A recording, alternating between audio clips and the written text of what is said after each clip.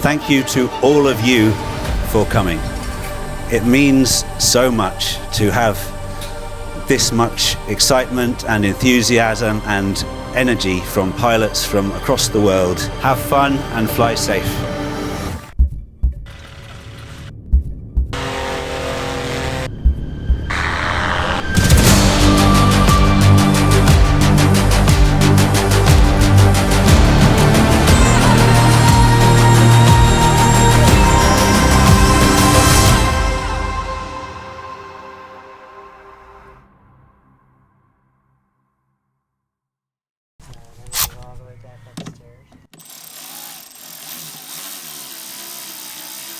Today we flew to London and drove to Ramsgate where we're staying, and right now we are unpacking all of our gear and putting our paramotors together. We had a pretty easy flight over? Yeah, except for the crying baby and the teen that lost her mind because her iPhone wouldn't charge. And then when you thought it was all over, the lady sitting in front of me was sleep singing. It was the craziest thing, like she was on a rock stage or something. I'm celebrating my heritage. My motor is mounted way closer to the frame than most people. And that was to make that light motor pitch me forward. I had to space it at least 2 spacers back, but come on. I mean, it's Italian.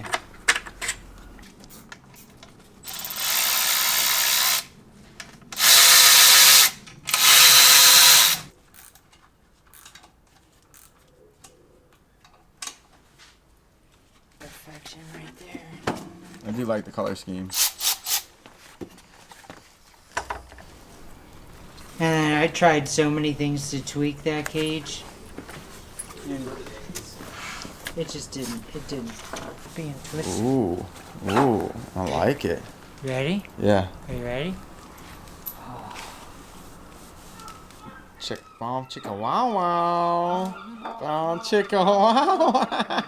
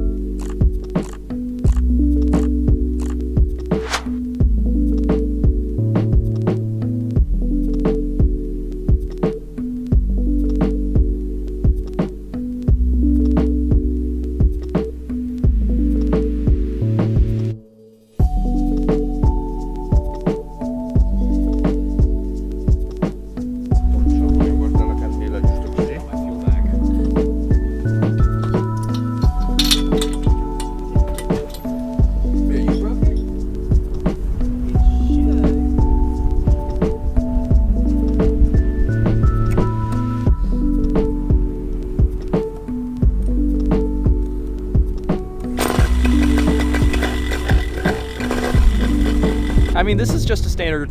Motors are a little bit grumpy when you let them sit for a while. If you're traveling, if they've been baking in the sun, hot, cold. It's just getting it all primed and kind of freshened up. Pop up pressure. I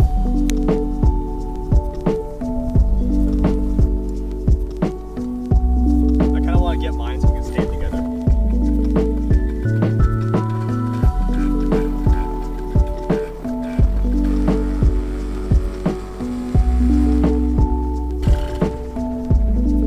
That's all.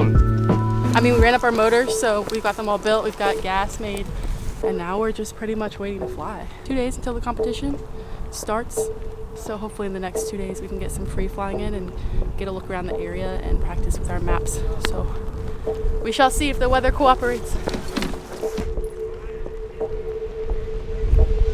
Welcome to our crib. We've got maps, gas, motors, helmets, wings, and we are representing America. Pero es bueno. Pero it's my work, Yeah. okay? A lot of time, a lot of solutions.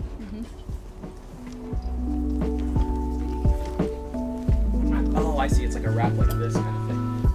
it wraps over this way. I did it both on the same side, and then he's like, no, you can't do it that way. I'm like, I like it that way. No, it's gotta be done this way.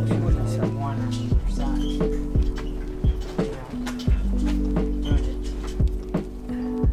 You got the wrong color harness. Should be blue. We're just good for the button. That's all it is. Okay. Oh, those bothered me. Yeah, the 45 gate. And it's all about rescues. 4 inside. 4. Is that ¿Por qué?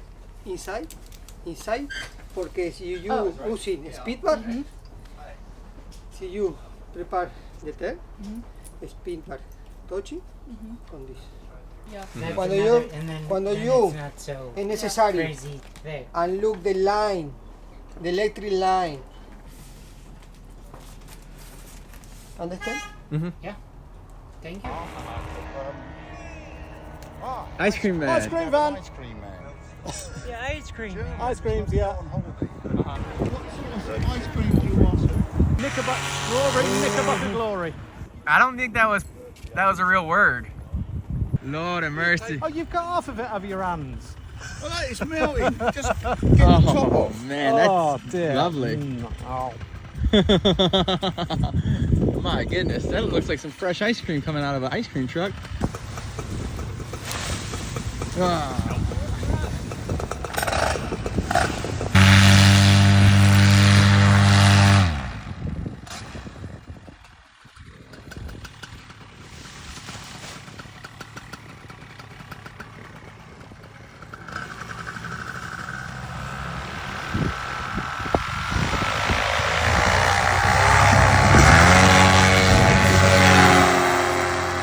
Day one of getting all the team's motors tested and ran, and it's been about 30 minutes. Jill just hit me up saying that she landed out, so I'm taking their van and we're going rescue Jillian.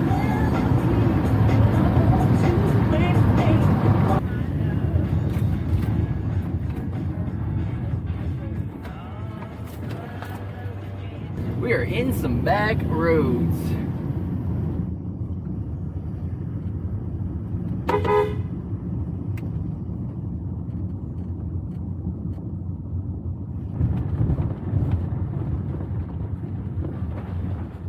Excuse me, ma'am, you can't park there.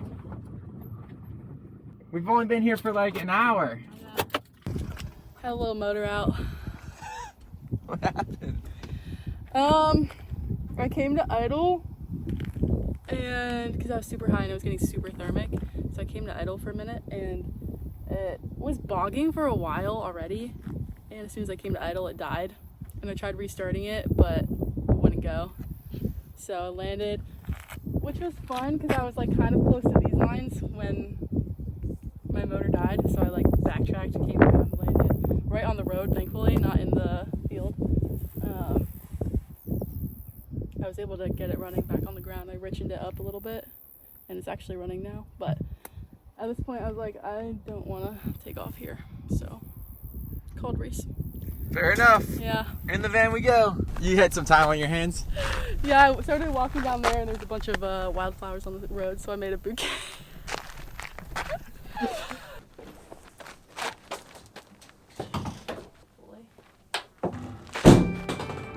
We are back on the ground in our lovely little staging area. A couple of us just went for a flight, all somewhere between an hour, hour and a half or so. The map we have is so detailed, and you can just go point to point, going from river to field to water feature to railroad to solar farm to power line.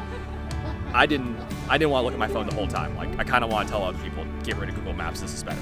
Long ride home, and unfortunately it got pretty thermic, so I didn't want to accelerate too much and fight through it just in case it got bigger and there was some interaction between the cliffs and the thermals. Got home, my tank right now has exactly half a liter of gas in it, so I'm very happy from managing the navigation going into a faux economy task at the same time. Right where you were turned around, that was a horrible convergence, almost all the way to the cliffs.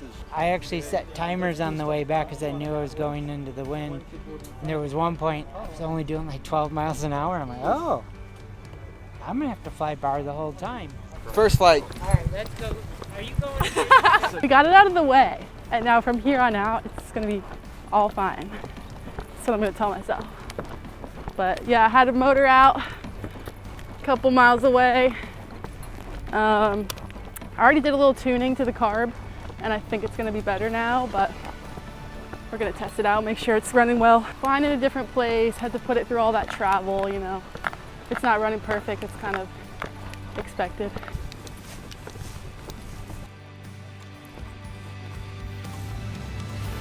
Clear, prop.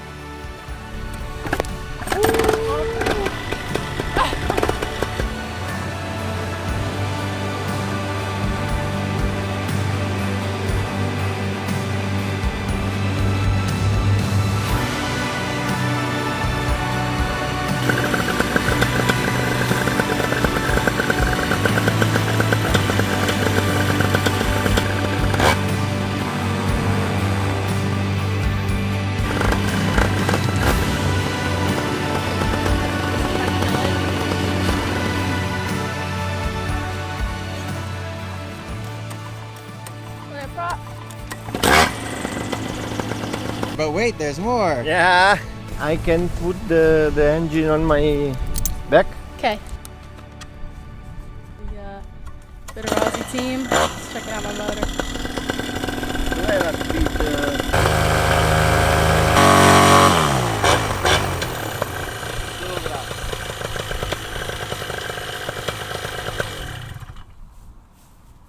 Is it rich or lean? Is a rich.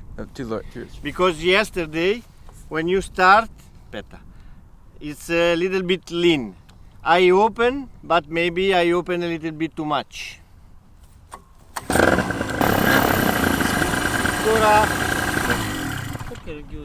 Like it didn't have that rock at that RPM. Sounded better.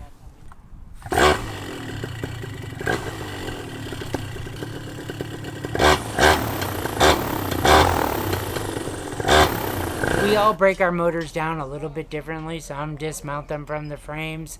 Some actually leave them on the frames that only take off their exhaust, whatever gets to your weight limit of your baggage. Inevitably, and it's rare for somebody to have the motor just work perfectly, you know, after putting it back together. So inevitably, everybody has a little bit of problems.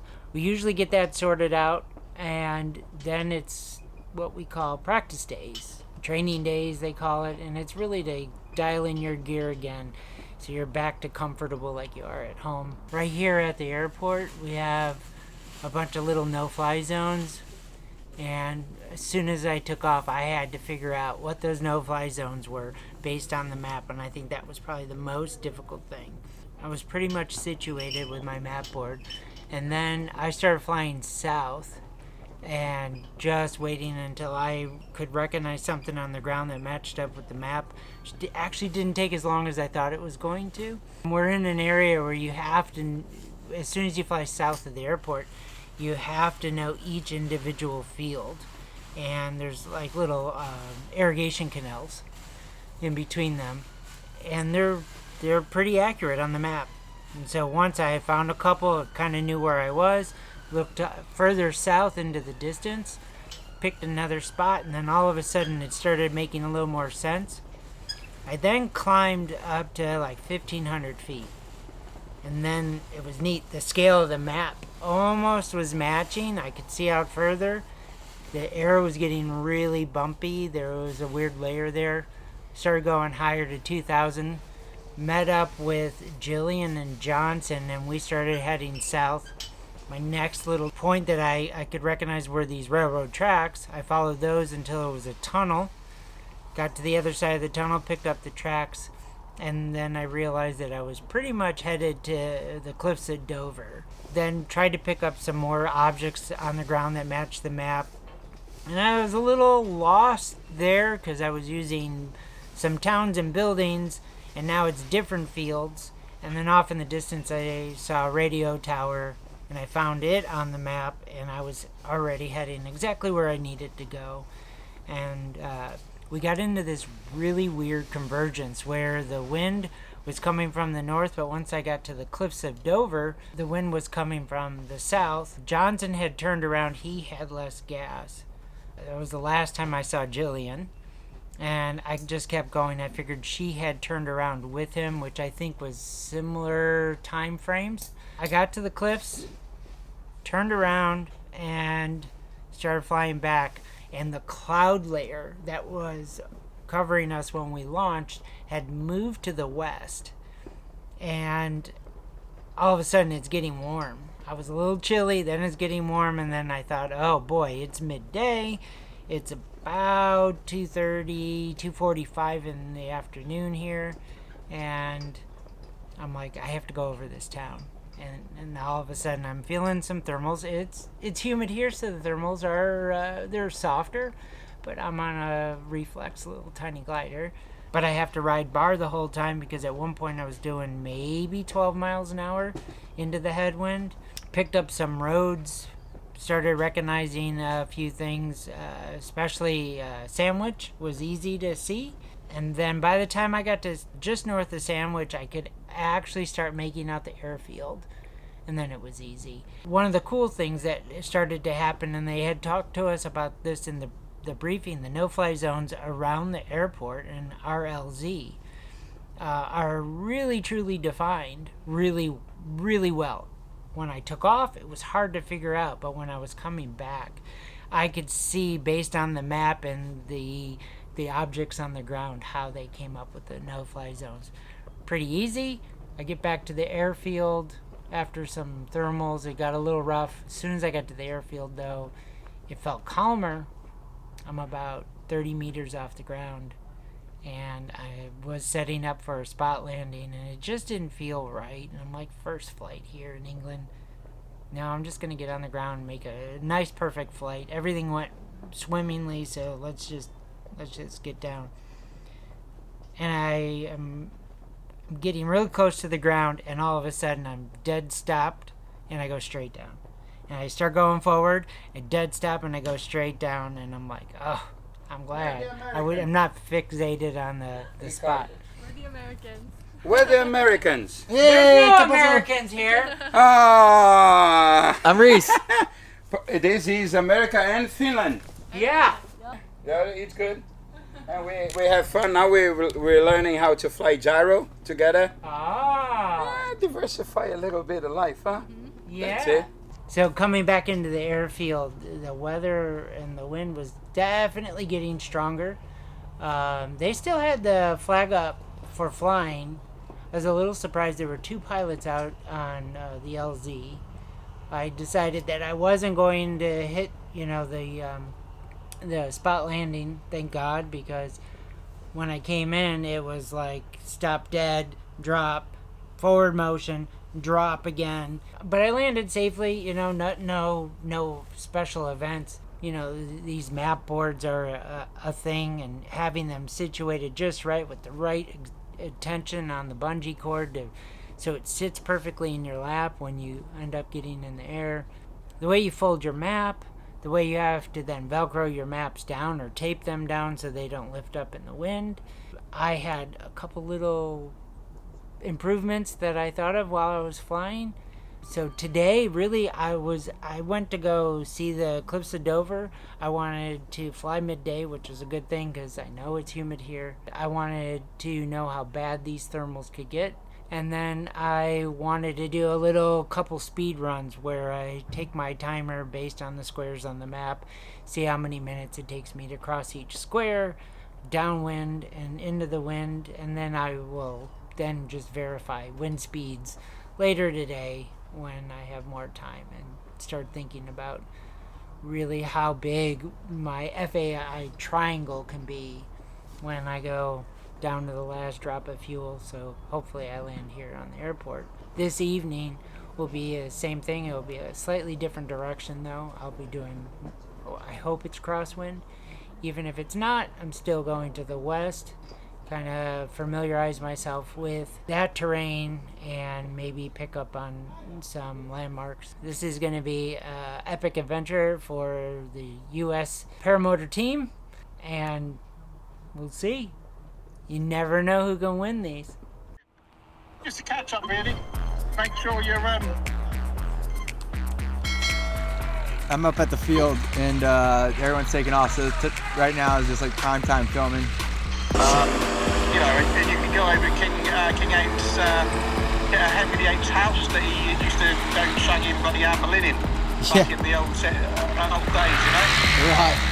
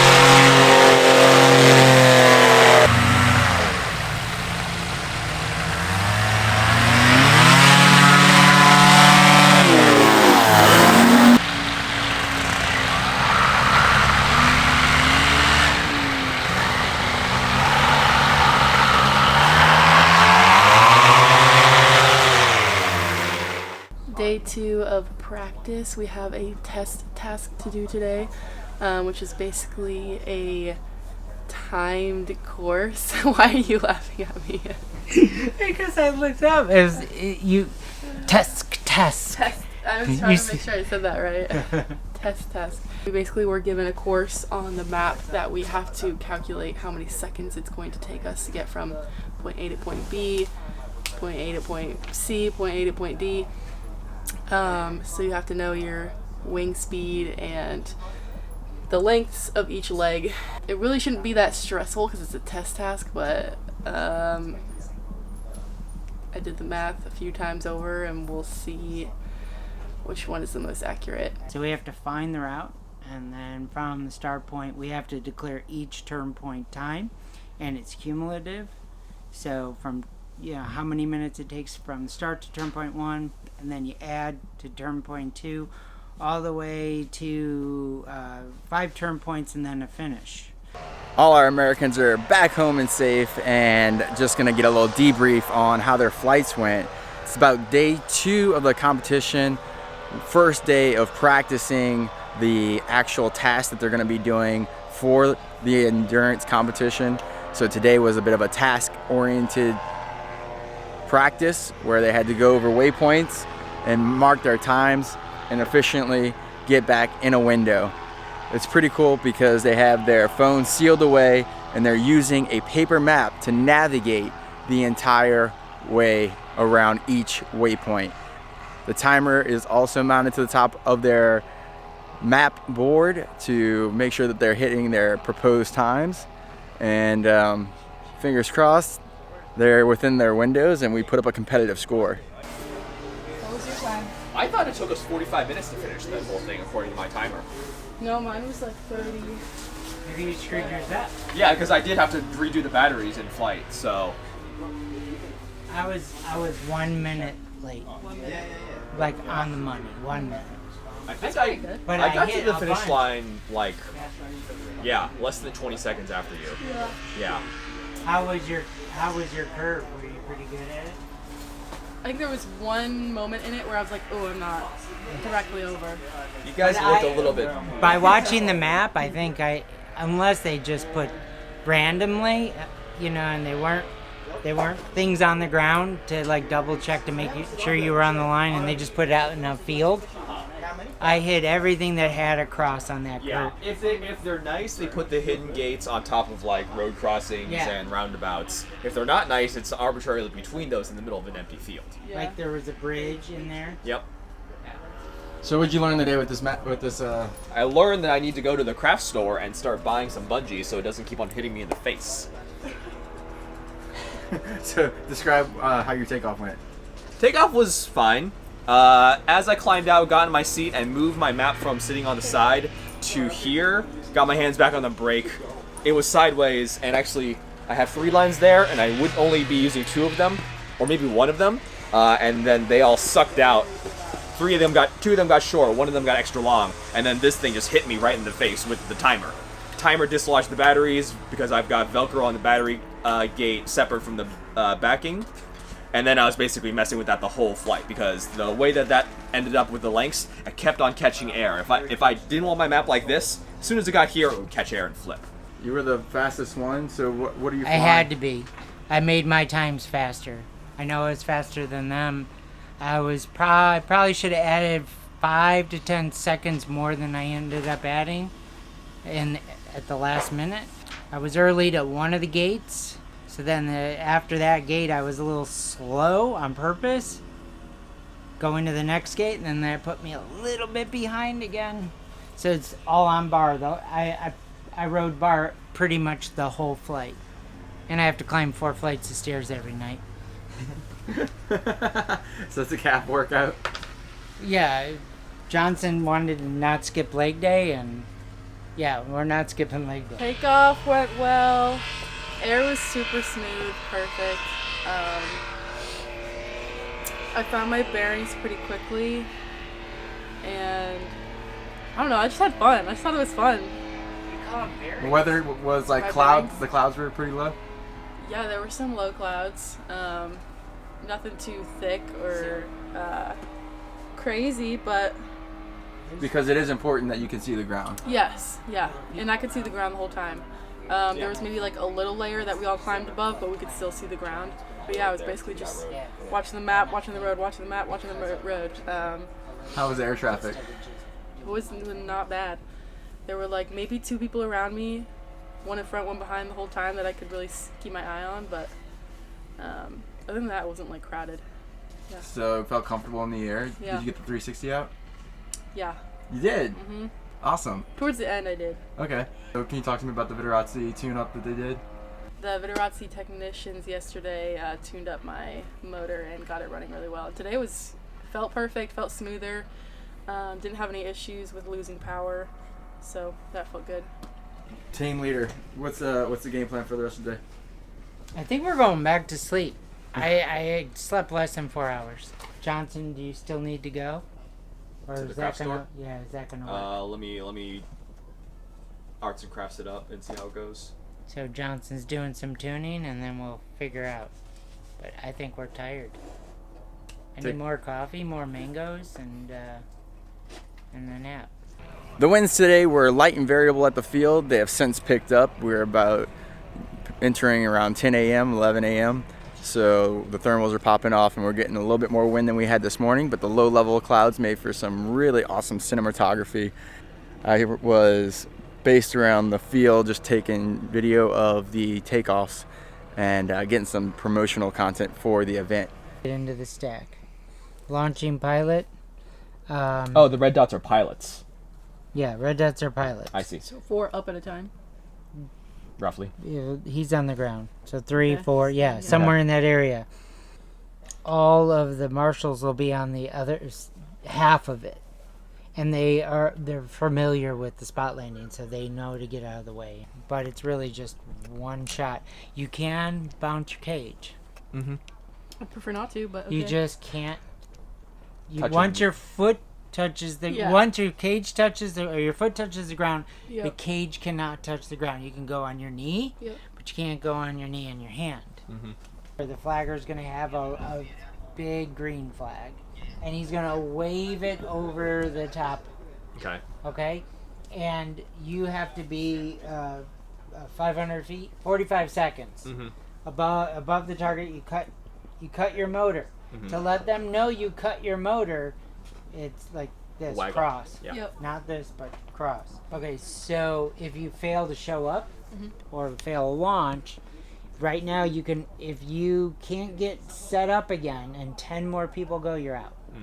PF1 is first. Yep. And we're in launch order. Yes. Number order. We have equipment inspections tomorrow, opening ceremony, then Vittorazi presentation. Hey. How you doing? You alright? How are you? Doing good. Oh, you got the low numbers. Got to get ready. On the deck. That's it. It's the main man himself. Give us the rundown. What's about to happen? Well, we're going to be doing a precision task, which is spot landing. Quite controversial because people don't stop on the spot, but that's how it is. I'll be there filming in slow-mo to make sure it's a fair competition. You ready to stop on a dime? Yes. Well, try to stop on a dime. You've been practicing this on a butt? Yeah. This is my speciality, so no pressure. Good luck out there. Cheers. What's your name and what team you represent? Rick, Team GB. Team GB. Nice. Gonna bring it home for the boys. Yeah. You got home field advantage. That's it. Yeah, for sure. So used to this weather, used to this elevation. Sun? No, we're not used to sun. Good luck out there. Cheers, man. Yeah. So Adrian, talk about your trip just recently. You went on So, holiday. beginning of the month, I came out to Florida, visited Aviator. Was really pleased to hear that you guys were sending a team over. That's awesome, and really nice that you guys have come over and really welcome over here. And hopefully you're going to do well. Not too well, but well. Right. So your first, what was your first impression of walking through the Lake Wales? Did you go through the Red Barn? It was obviously that's the draw. It's like Paramotor Mecca, right? You got to go there if you're anywhere nearby. So yeah, it was great. It was nice. It felt really familiar when I first got there. Of course, like you see it so often. And then yeah, just everyone was so welcoming, so lovely. Really nice to fly there. Had like 3 days flying out of there before I went across to Tampa and then back again on my way back through. So yeah, mega loved it. Did you have a chat with Jillian? We did. Yeah. We had a little brief when I found out that she was coming over to compete with Johnson and Leah. So that was nice, just to be a friendly face when they got over here. You know, say hello, introduce myself, and that's what this competition's all about. It's competition, it's competitive, but it's a friendly environment, right? Yeah, you definitely competitors in the air, friends on the ground. So. Competitors in the air, friends on the ground, it. for sure. You definitely did a lot to her psyche, just because she was so nervous. But after speaking with you, she was just relieved. That's great, because there's, for you to come over and compete in an environment that isn't familiar. In Europe we have a lot of competition like this. So for you guys to come over and compete in a new environment, the endurance format, I can understand why that would be intimidating to start off with, just not knowing the catalogue, not knowing what's what with stuff. So yeah, it's nice to help just familiarise and give a few little tips if I could. Thank you. We're looking forward to flying the area. I know they're just so stoked with all the different landmarks that are Dover cliffs are right around the corner. Yeah. So when I one of the things I said to Jill, like the landscape is the maps are so good and the landscape is so varied that you see so much in such a short space of time. Whereas my experience out in America, just big openness everywhere, so really free. You can go wherever you like, but to spot things and to navigate with things is more difficult. So. And your heritage is so rich here. I got to drive to Canterbury. It took me about an hour or maybe more, and then I heard that pilots are flying from here to Canterbury all around. So so that's it. You can travel just a short distance, 20-30 miles down the road, but you've just driven past so much stuff. So many things going on. So loads of history, loads of old buildings, old palaces, and all sorts of stuff. So yeah. Well, very nice. Cool. Good man. Good luck out there. Cheers. Number one.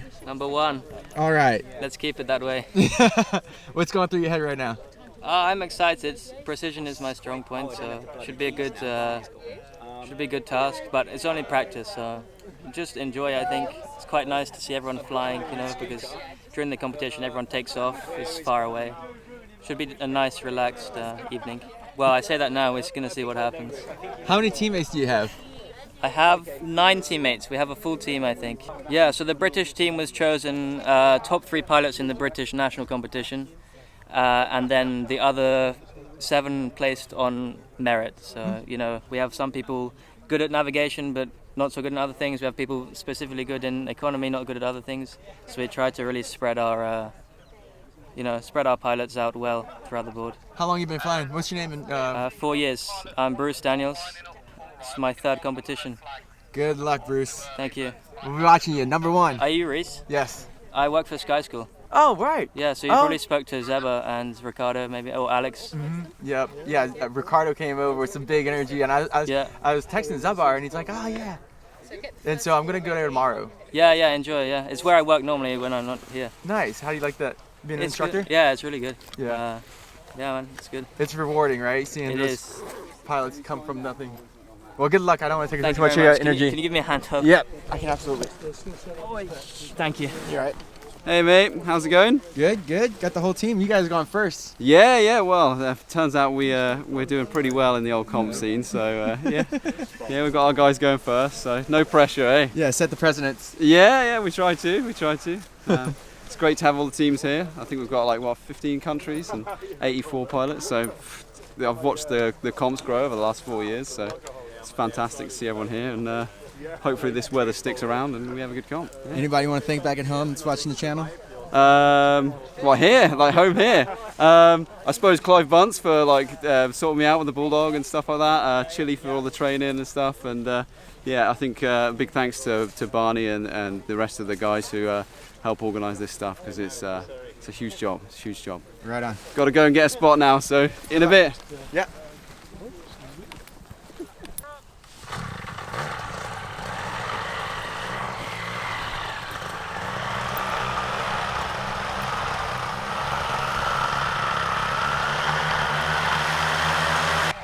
Okay, that's Ellie. I'll tell her it's ready to go. I don't know if we should be out there or not. First 10. Only first 10. Okay. Ciao, Reese. Hey. How are you? Good to see you. Doing well. What's going through your head right now? First attempt at spot landing. Oh, I always suck. No. Nothing. I'm trying to find the right playlist. To be honest with you, that's all I'm doing. I won't know until I get up there how it's gonna go. The last spot I tried here, it was really bumpy, so this will really be my first true spot landing here. Moments before takeoff, what's going through your head? Morgan has brand new pink hot tubing. I saw that. It's quite aggressive. Yeah. Where's Morgan from? She is from France. From France? Yep. We have actually been racing together in various slaloms for quite a bit. So always fun seeing people from around the world in race circuits. All right, Joe, what's going on? What's going through your head? I'm just excited. I love doing spot landings, so I'm definitely going to get performance anxiety, because I just know that it's going to happen. But I'm going to try to harness my zen and just forget that there are people here and have fun. Yeah. What's up? How you doing? Fine. Just like that, back on the ground. All good, man. Easy. Little hop and pop. How'd you do? Right in the center, so should be all good for the competition. Just nice to make sure. Sick. All good. Well done.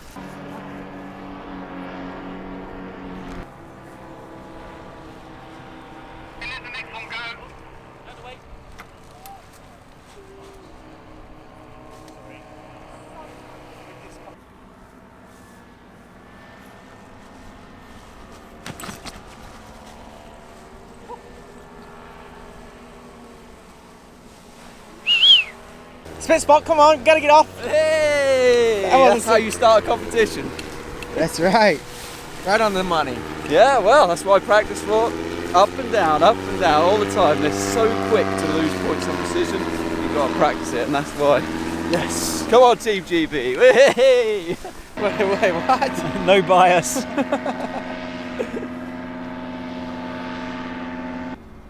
who's number 3? This is Adrian.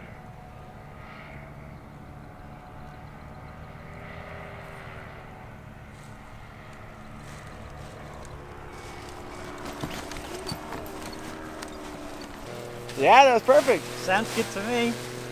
That was, I was pretty happy with that one. Can't see right underneath me, but that was pretty close. I'm pretty confident with that. That's definitely a 175, maybe a 250, hopefully.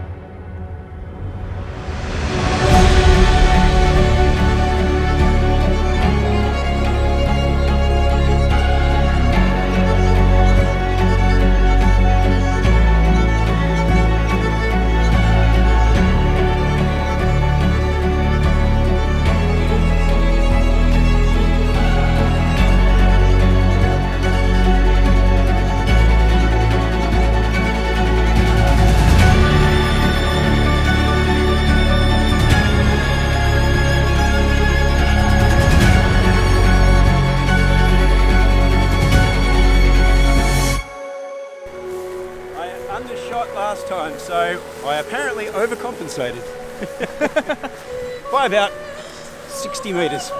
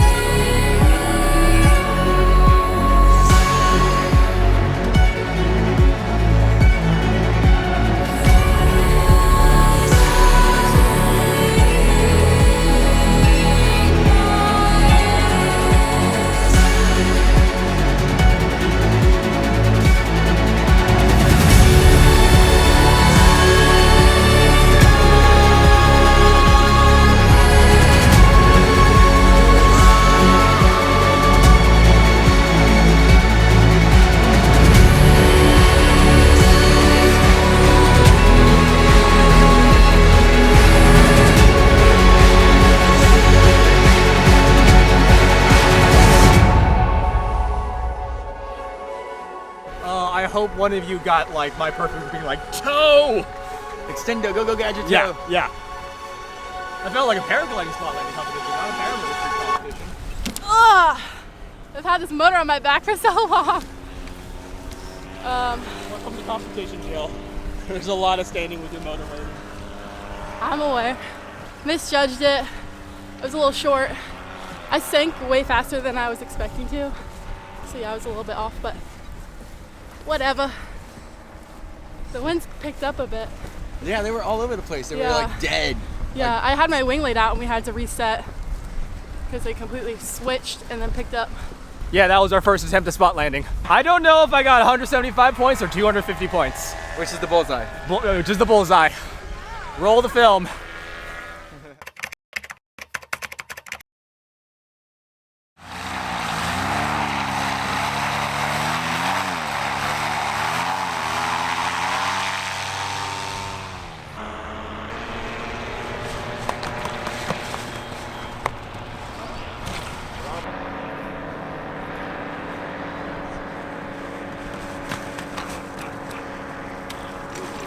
I'm Glenn and I'm from France. And how many competitions have you been a part of? I make this one in Brazil, in classic Brazil, and in Qatar for slalom. Good luck out there.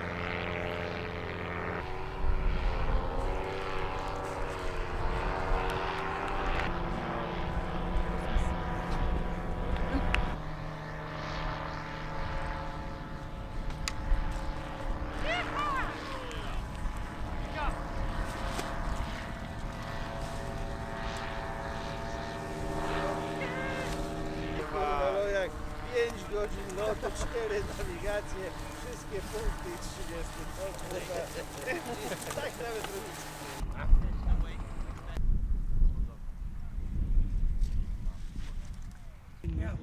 Do you want to fly, baby? Otherwise, that's the summer home. Otherwise, at 2:30 we'll be stuck on I was like, where is this backrest? So let's start at 6 o'clock.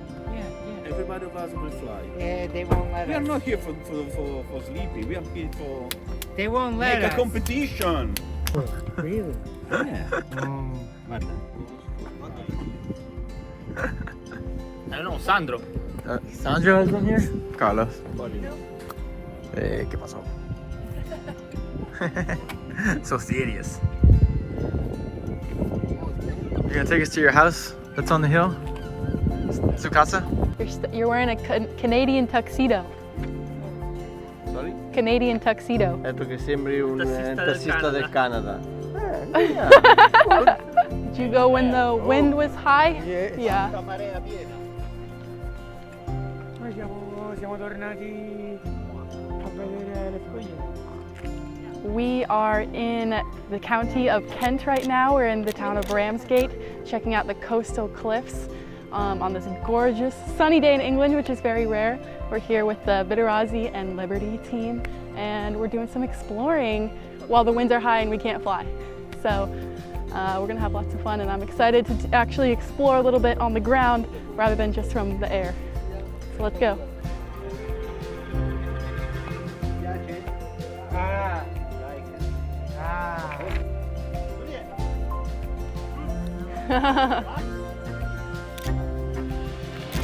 So when you started Paramotor, this is exactly what you thought? Yeah, absolutely. I thought I was going to be in England, like walking amongst these giant white cliffs on my day off. Yeah, totally.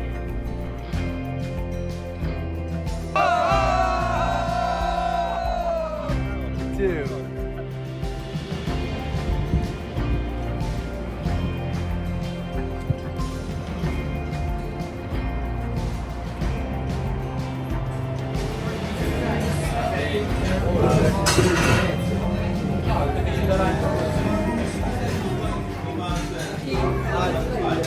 Jillian's paying for us today. Thanks, Jillian. It's on us. There's also someone else at the head of the table. Ciao. Oh, hello. Modo o da un lato o dall'altro. Li prendi in un modo che fai. Navigation, bowling. One more. Un'altra volta. Is Liam there? Good morning, it's early. We are here an hour earlier than we have been in days past because we really want to get as much good weather as we can for precision landing tasks. I think the morning task today is bowling landings. So I think there's going to be 10 pool noodles with a little bit of weight on the end stacked up in a line, lined up with the wind. Basically, you have to get up over them, kill your engine at altitude 45 seconds before you touch down, and on landing, hit as many pins as you can. I believe each pin is 50 points. So that's what is at stake this morning. We have PF1 going first, the foot launch guys, followed by PL1 if time allows. What are we flying today? So I've got the Liberty Paramotors Cross chassis with the Pellini 250 and Ozone Viper 6. Nice. So it should be a good combination for bowling landing. But really it's all about the pilot bowling rather than the equipment. Right now wind is nice. I hope it stays like this. We have a lot of pilots to get through. If everyone doesn't get through, the task is cancelled. So.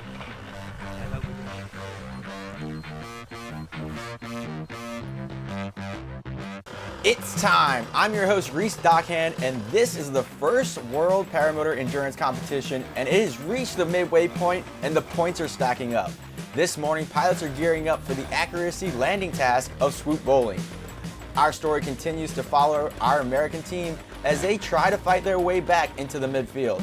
I'm joined in the commentary booth with the inspirational Jack Clark. Jack, how are you doing? Doing great. I mean, obviously, it's a little early in the morning, Reese, but you know, we've got to take advantage of whatever weather windows we have and get these tasks completed. Awesome. The launching order today is the championship order, so we are going to see the top competitors go first in today's task. Let's get to it. I mean, as you can see, it's light wind here at Manston Airport, and here comes our leader, our current leader, Benny, from Germany. Got a great little swoop, good energy, started off with the first pin, all the way to almost the end of the pins. That's amazing, 450 points. That's gonna do great. Is Yannick, also a German team member. He's doing a left to right pattern, getting a little off center line, and you can see he's coming in at an angle and just got one, but nailed the landing, that's 50 points. Yep, safe landing, no trouble. Not going to really move him up on the leaderboard, and this is one pilot you're really going to have to look out for. Pasquale from Italy, a real dialed-in competitor.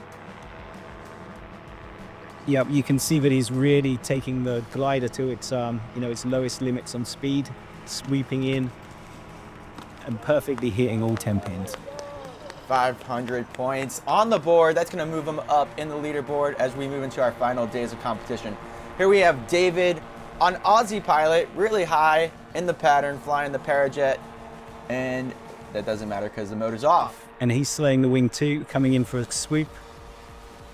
Good energy, get there, 1, 2, 3. Just short, but really, really did, just need a little bit more energy. Stefan, well known in the French community. I'm expecting a good result here. You see a common thread with that flapping, to surge that wing at the ground, build that energy, and it looks like just a couple one pin miss. Making it look easy. Those French pilots are something else. They have a real strong competition world. Just like the great British pilot, this is Daniel Jones. Yeah, I mean, obviously Daniel, I know, spends a lot of time practicing sweep landings, so he's gonna enjoy this no matter the score. So let's see what he does. Big balloon there, building that energy into the wing, just right above the ground, leveling out, get there. Good job, Danny. Daniel Jones with 250 points. On to our next pilot from Poland. Yep, Jacek on a Techno fly. Looking like he's low over the horizon. Will he get there? I'm gonna go with a no. Yikes. Safe landing, I'm sure. You know, we've got this beautiful big airfield here, so no struggle with landing. Great little kiting skills, but yes, we're gonna chalk that up as 0. No harm, no foul. He's back on the ground safe. Another pilot looking slightly low on the horizon. Andrea here, who is the son of Diego, who is the father of miniplane. Wow, and he's carried a lot of energy and made it to the pins. 300 points in the bag, right? That's gonna do great. That'll move him up. Sandra. We all love Sandra. From France, here we go. A little high. Don't know if you can get that much speed taken out of the glider. No, just gonna go long.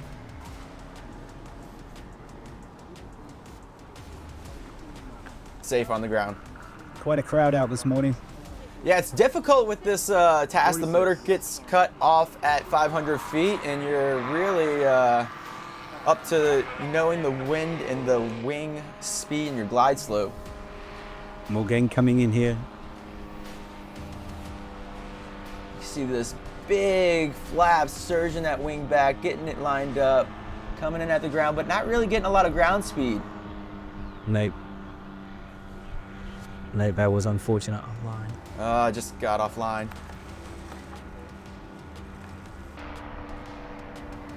Eric from Germany doing a left to right pattern. He might have came in a little too soon, trying to bleed off some of that speed before he reaches the pins.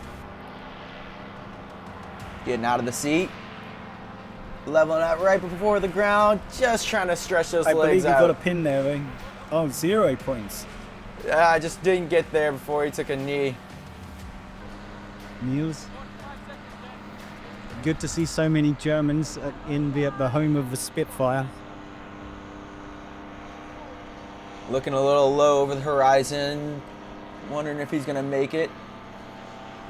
Gonna have to go with a nose. Yeah, 0 points, but safely on the ground. The winds are switching up a little bit. It started with very light and variable. It could be picking up. As you can see, that wind is keeping that wing in the air. We got Powell from Poland here doing a left to right, building that swoop energy. Mr. Lojak, known for high speed, high action flying. He's got a great jumpsuit too, looks good. Even the prop to match. That's amazing. 400 points, really good performance from the Polish team. Cyril from France. Yeah, looking it's high, coming looking down high. really slow here. Getting ready for an enormous sweep. I'm sure of it.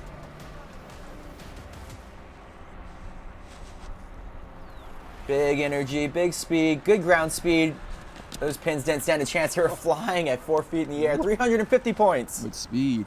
Amazing landing. And if you crash, your points are a 0. So that's very important to stick the landing. Here's Russ, an instructor from the United Kingdom.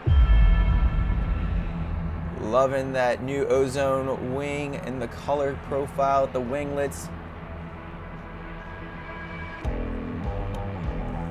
Surges into the ground. Oh, just floats over the top of them. Living over the top. Great glider control, back on the ground safe, but no more points added to his championship score, unfortunately. Bruce Daniels from Great Britain, another instructor from the UK. Yep, our current British champion. That is facts. A young guy with a bright future ahead of him with a left to right, trying to build a little bit of speed here in the swoop. Good height above the ground. 1, 2, 3, 4, 5, 6, maybe 350 points. You could see the retained energy in that heavy machine and small glider. Very good performance. Got Nils from Germany coming in. I can see this left to right zigzag, trying to get the... Pulling in some S-turns there. Yeah, that's right, the S-turns, and gotta get that ground speed, gotta get that angle right. It's gonna be a fast landing down. Ooh, I hope he stood that up. No, onto his butt. No, he stopped pretty quickly. When you focus on the pins, you kind of get a little distracted, and with the motor off, you can't save yourself. Romain, I'm expecting a big score here. Come on, Romain. Oh, the speed was amazing. That's the way to do it. All but one, 450 points. That's going to move him up for sure. 43. Let's hear a little bit from Romain on how he felt he did. How you feel on that one? That's a good one. I'm a bit frustrating to lose the first one because I have the distance to take the 10 point, the 10 stick. But yeah, that was a good one. What's your name? Where are you from? Romain Mauban. I'm coming from France. Representing Team France. Yeah. What do you think about the Olympic Games going on just across the pond? You're missing out with all your friends partying? I don't follow a lot the Olympic game. I'm a bit focused on this competition, so I follow the Olympics before the starting of the competition, and now just follow the final. I know that yesterday we lose the final for the basketball at 3, but that's all. Well, good luck to you and your team here. Thank you. A little upset he missed that first spin. He had the speed to get a perfect score, but overall, a very competitive score. Sandro coming in now. I'm not sure what style he's gonna. Let's have a look. Italian pilot coming in, swooping just above the ground. Beautiful on line, 500 points. Beautiful. A perfect score from Sandro from Italy. Congrats. That is how it's done. A straight masterclass. Next up, we have Richard from Great Britain. Super popular. One of our champions from the UK.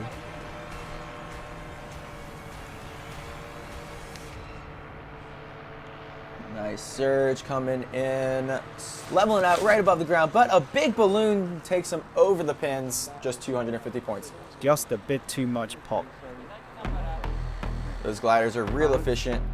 If you haven't flown a paraglider before, it is very interesting how they can climb with enough speed. Up and coming pilot Jonathan here from the UK.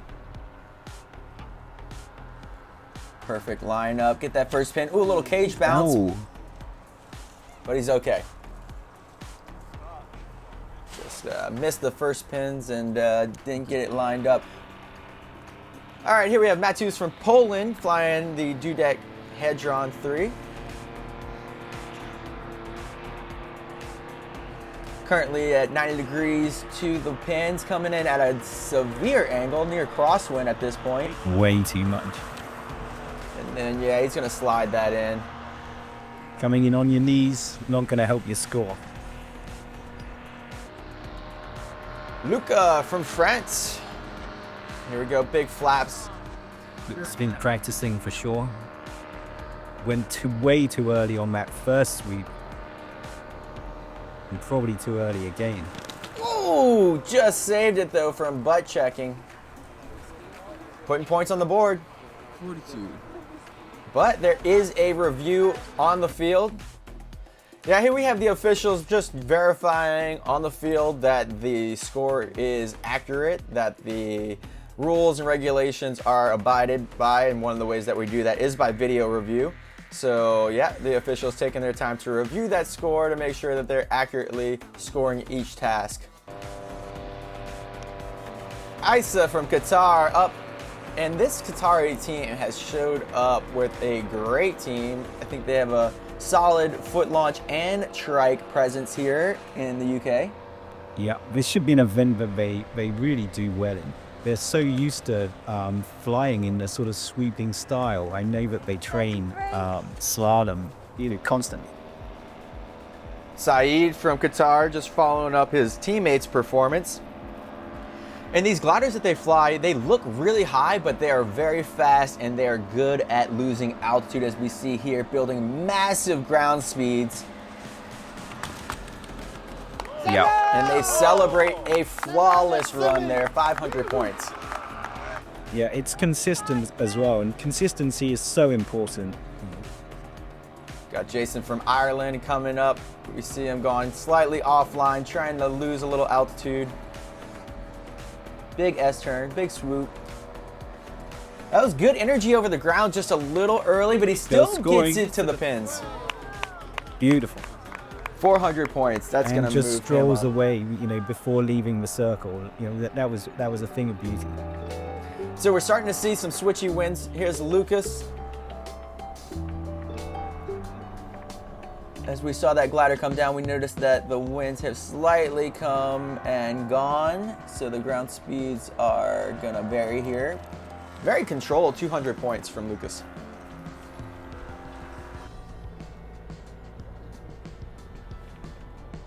Gianluca.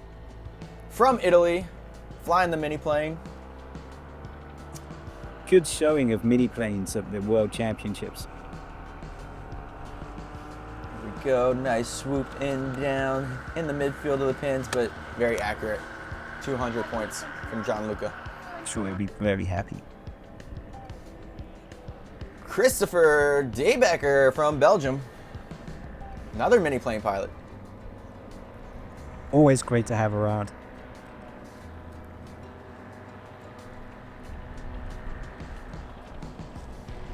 First layer break, second layer break, slowing it up. Just, He would be somewhat disappointed. Ross from Australia coming in a little high, doing some big S-turns, slightly low to the ground. That wing surges over. He's got a arrested descent. Whoa! Oh, there was all sorts of wrong with that from the start. But right now we should be looking at Ross and if he's okay.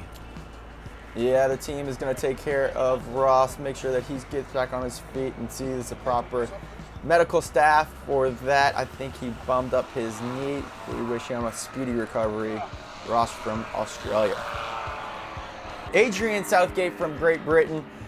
He is one of our favorites from America. He came and helped Jillian get coached up on preparing herself in getting the right mindset. A lot of this is mindset as well as piloting skill. Here comes his sweep. Just 2 on the end for a total of 100 points. Stoinked the landing. Severine, another member of the French team who are here in abundance. That is facts. The French come out strong. They're currently celebrating the Olympics in Paris right now as this pilot just looks like they're coming in short, but beautiful touchdown, 0 points.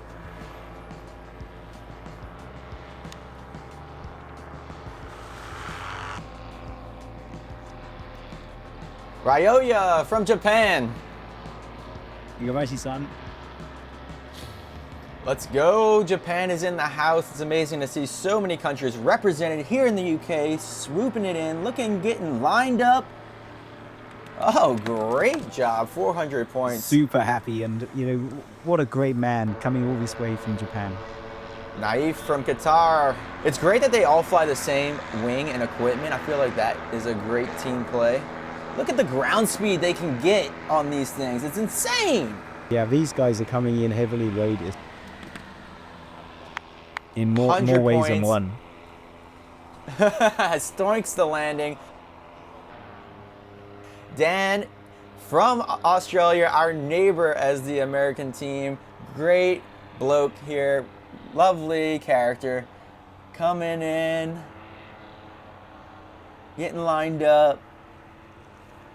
150 points. 3 pins. He'll be happy. Here's Juicy Q. Johnson.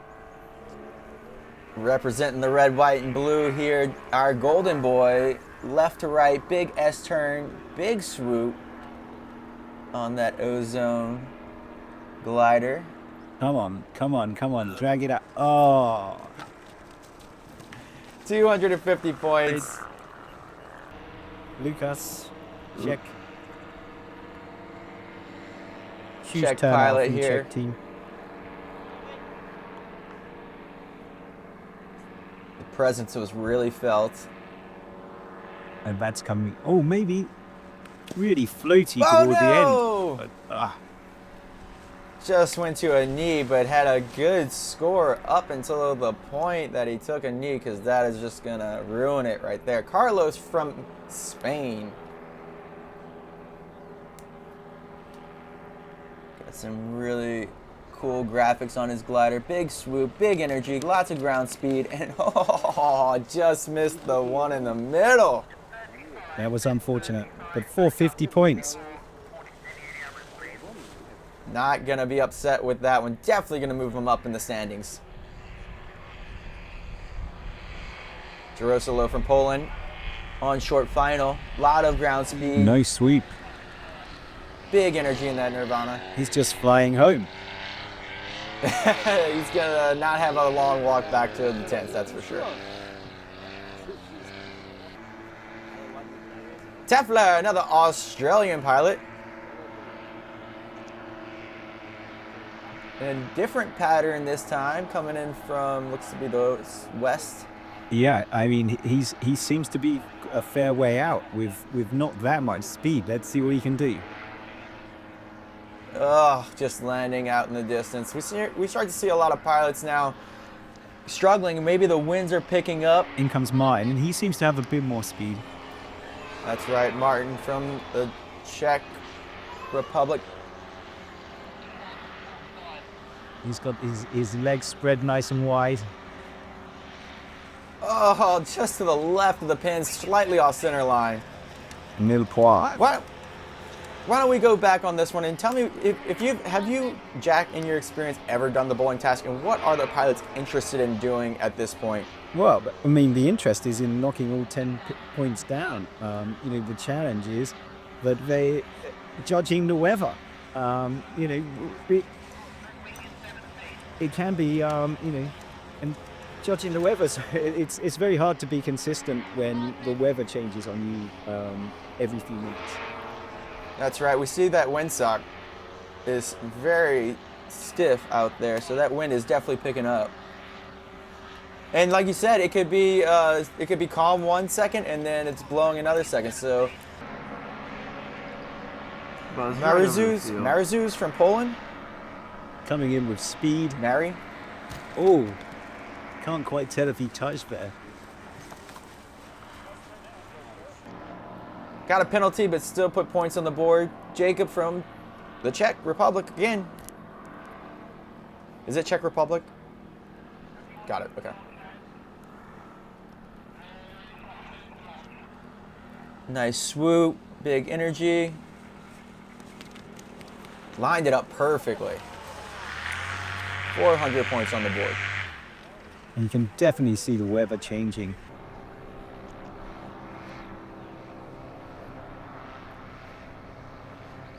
Another Czech pilot, Lubas, on short final. Little high.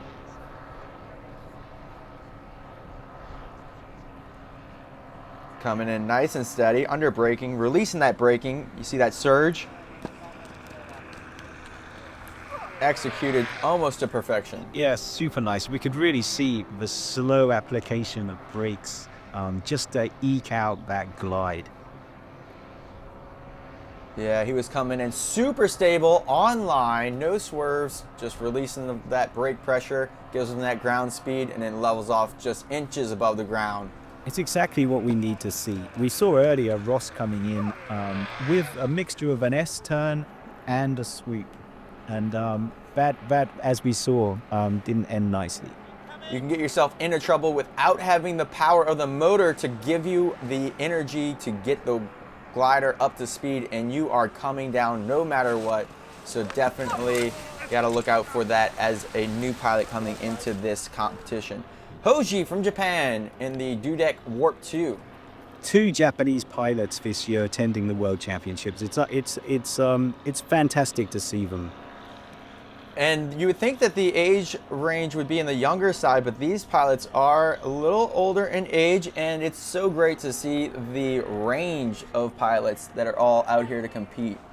Couldn't quite, 150 points there. He'll be happy. Yeah, that cage took a lot of them down, so whether you hit it with your feet or your cage, you just gotta stick the landing. Here we got Jillian Wintermute from America, another red, white, and blue pilot. See how she does? So great to see the US over with such a strong team this year. She's looking a little low and a little long at the moment, and just not enough ground speed, potential wind building up, but she is as graceful as ever on that landing. Certainly was. Yeah, if it was a spot landing, that would have been a center. Here we go, Leah Catullo, one of our last remaining pilots up for today, representing America. She's very high, making some S-turns.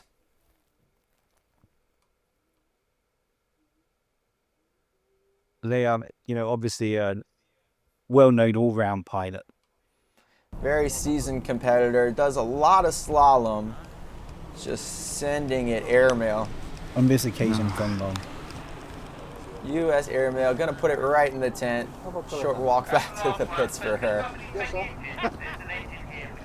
These are your results for the top 10. We have in first with a three-way tie, Pasquale, Saeed, Sandro. In fourth place, we have a five-way tie, Benedict, Carlos, Lubos, Romain, and Stefan. And we have in a four-way tie, ninth place, Jacob, Jason, Powell, Rayoya. And following up with our American pilots, the only American pilot to put points on the board, Johnson Q, is down there and tied up with 16th. Jillian Wintermuth and Leah Catullo staying in the 30th spot as well. Jack Clark, it's been a pleasure. Thank you so much for joining me today. Not a problem. It's been it's been great hanging out. The competition has got a few tasks underway. We'll recap the global leaderboards just after this.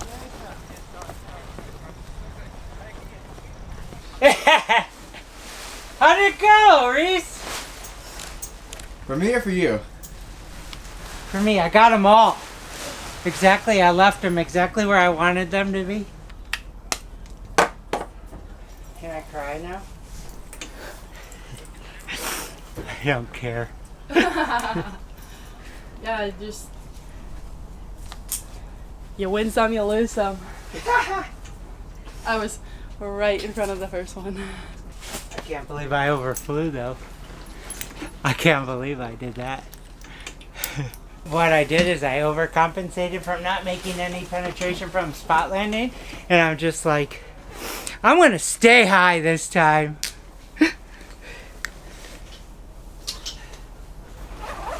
I hope he got Johnson. What's that? What do you think that is? What? It's exactly that. You got half? I think I got half. Yeah? Maybe 4, maybe 6.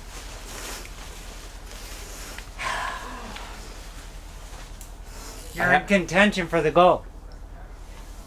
I had the energy, I just didn't put it in the right place. I used half my swoop before I got to the pins, and then I only got half the pins. Well, I didn't. I just. Overflew? Oh, like by a mile. I saw. I was trying to see from here. By a mile. Not even close. Yeah. Dan before me was just like, well, the guy before me landed short, and the guy after him landed long. Or whatever the order is. And he's like, I don't know what to do. Yeah. But, yeah. It's... I wasn't penetrating at all up high with trims out, and I'm like... It's because you didn't have Viper-XC? No. It's faster. I wasn't No, either. it's not. It Yeah, took me faster. someone's entire turn to get from like midfield up to the target. Yeah, so today we took off for our first precision landing of the competition. It was a Skittles landing. We had 10 Skittles out, and the order was in championship order from the scores from all the precision tasks. I was 5th at the moment, so feeling really good, strong, confident about that. But it's still got to add the turn points onto those scores as well, and then hopefully later on we get another 2-hour window, and then I can finish all 6 tasks. And I don't think that other pilots are going to complete the 6, so I'm really stoked about that. I'm feeling pretty confident. As long as I fly those 2 tasks well, it's looking good for me.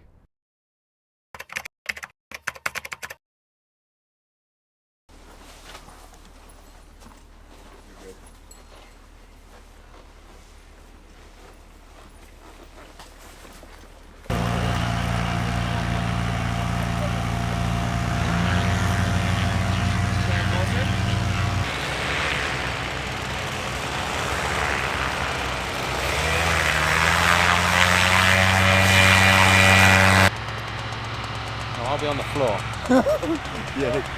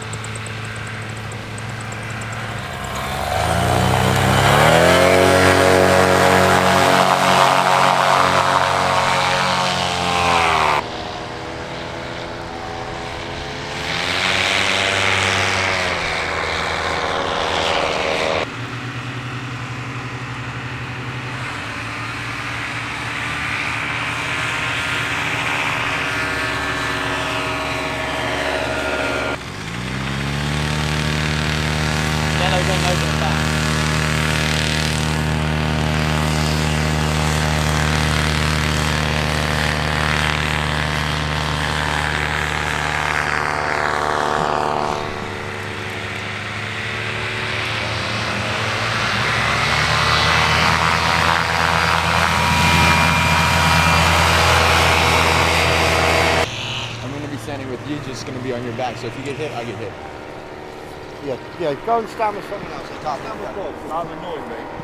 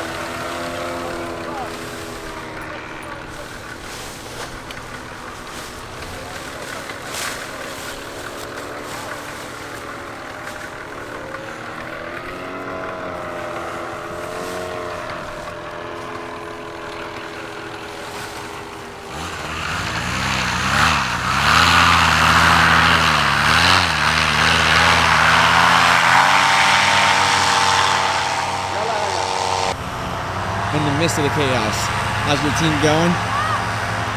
Good, still on time. Hopefully we'll have good weather today to finish the last navigation task. I'm pretty stressed, but we can do it. Feeling confident, love it. Have a good morning. Take care.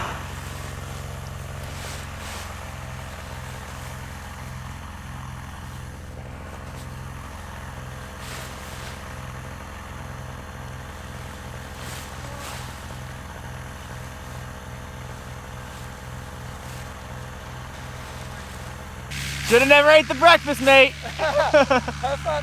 Yep, you too. I didn't hear him. What did he say? He goes, do you guys have an upset stomach? After you ate the breakfast. I gave him the bagel.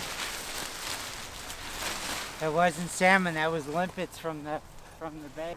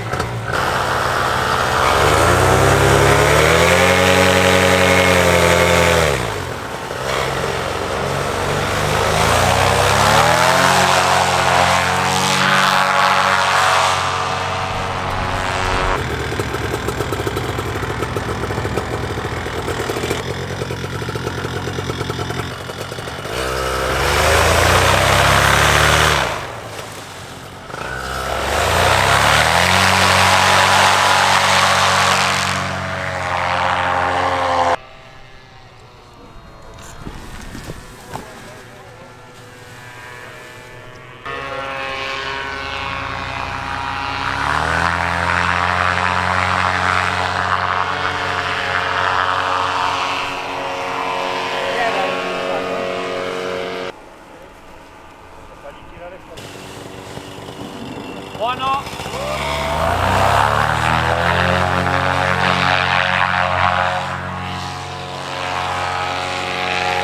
Yeah. 5:30. It's early. Yeah. You recording? Yeah. Oh, hi. I thought I had to pose. Yeah. Good morning. How's it going this morning? Good morning. A bit rough because you know you have to wake up at like 4:15 at most to actually get all good, all up here, seal the phones, make sure whoever's going, we have to record them because otherwise, who knows if they're gonna land out. We need to be sure on them. No one's unsafe here. The safest. We have not only these people here being recorded manually, but we also have in the scoring office 2 people always watching if anyone landed out, if anyone needs requests, if anything like that. All good. Not only that, they also have their phones to take out if they need to. Exactly. Safety. We've got 80 pilots in the air at a given time. It's gonna be a beautiful day. Exactly. Let's go. Tick, tick, tick, tick. Time's ticking. Yes. We just got wrapped up on probably the second time we did endurance. Yeah. So it's the second open navigation window we've just had. It was a really nice flight compared to the first 5 hours we were allowed to fly. We've just had a 2.5 hour window, and I left myself 2 tasks to hoover up that were really close by, and it worked really well in my strategy planning, and I've nailed all 6 tasks now, and I don't think there's anyone else here that's actually done all 6, and we might not even get a chance to go out and finish up anything else. So we're hoping for an economy to come through now, as we've had precision already. So just to round off the competition and make it nice and round, it might come down to just that economy task. Before this morning's flight, I was in 5th position, and I've checked all the scores and see where I can gain any extra points. And I was 300 points behind 3rd place, 400 points behind 2nd place, and then 850 points behind 1st. I think it's achievable to get 1st if we get another task. But this morning's nav will have to be full speed bar, around 2 tasks that I've left locally to collect up, and that will give me 6 full tasks complete on the open navigation window, which I don't think anyone else is going to be able to achieve. So it's looking really positive. It's going to be hard for sure to score those points and definitely make sure I can get up there, but we'll see on this flight. What keeps you motivated to fly this hard? It's paramotoring, right? So it's flying and your life's in danger. Not necessarily all the time, but when you push the limitations, stuff can happen. What gives you the motivation to fly this competitively? So yeah, obviously I fly quite hard when I do fly. Obviously within a safety margin, you know, you have to fly to the conditions. If it's really rough and bumpy, you back off a bit, but everyone's going to back off, so it has to be that you make a good decision for yourself.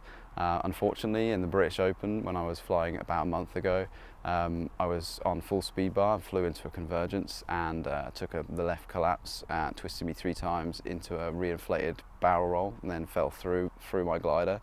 There on after, the propeller chewed the wing up, and I threw my reserve and came down in reserve.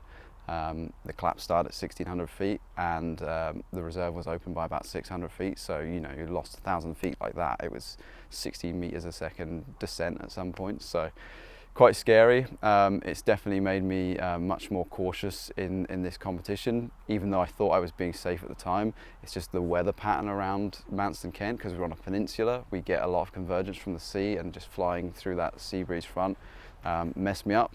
And I'm back fighting again. You know, it's been a tough month, mental battle. I walked away physically fine, but here I am, and I think I'm performing pretty well so far. Who's kept you in the game? Because your equipment did get mangled. How did you bounce back so quickly? So I'm sponsored by Bulldog Paramotors, and it's the Paramotor I've flown for the last 5 years, so for my full flying career really. And Clive there, he straightened my frame. The only thing that was replaced was 4 spars, even though the hoop was bent in and stuff. And the warp got sent to a local repair company called The Loft, and they had it done. And like, you look at the wing, and apart from a couple of part panel replacements, you can't even tell it's done. Like, the color match is great. The wing flies really good, and I feel confident under it again in some rougher conditions. Very cool. You got some scores you want to discuss maybe? So we got our scores from the first day, and every time we get scores out, I always like to go and analyse the other competitors to see where I can improve or where I can gain points on those guys. and I was in 5th place, and to get me to like 3rd, 2nd and 1st, it was 300, 400 and then like 850 points to get there. But the thing is, like the new morning's flight that we were allowed to have, I had 2 really close by tasks that I could score quite well on, which would bring me back up the rankings. So it actually puts me in a position where I've done all 6 tasks, and I don't think any other pilot's able to achieve that now because of like the wind conditions and stuff. And you know, we've got an economy coming up, so I think now that like our last chance to get the points and build your places is today. So you have a chance at the podium. You're right on the cusp. Yeah, for sure. I'm like right on the cusp of stepping up onto that podium, and like I'm gonna fly so hard to get there, because like this is what I've trained for like, I don't know, the last 5 years. I've been so passionate about competition, so I'm gonna try a little bit extra hard just to get there, but safely. It's an early window, the winds are really light, and we're good to go. What's an economy test, just real quick? Yeah, so economy, we've got a couple of different types of economy tasks we could be set. So we've got pure economy, which is a weighed amount of fuel, and then you stay up as long as you possibly can when it's thermic. And then you also have economy distance, so you have to fly like a triangle shape, like an FAI triangle. So you have to go out into wind normally, then crosswind, then back downwind. Which I fly a lot of. You know, I set the world record again earlier this year. In March I flew 517 kilometers over 10 hours and 10 minutes, so hopefully I'll be pretty good at planning these triangles, so fingers crossed for that task. You're a bit of a data guy. You nerd out on some numbers. What motor are you flying, and describe some of the tests that you've done to this motor to make it the best that it can be. Yeah, so I've flown pretty much Vittorazi for the whole time that I've been flying. I started on the Atom 80. I've just switched over to the Monster this year, but because I've switched over to the Monster, I had to go back and reconfigure all of my data figures, because the Monster obviously burns a different amount to the Atom. It's got different power, where I'll be in the cruise. So I built myself a thrust table.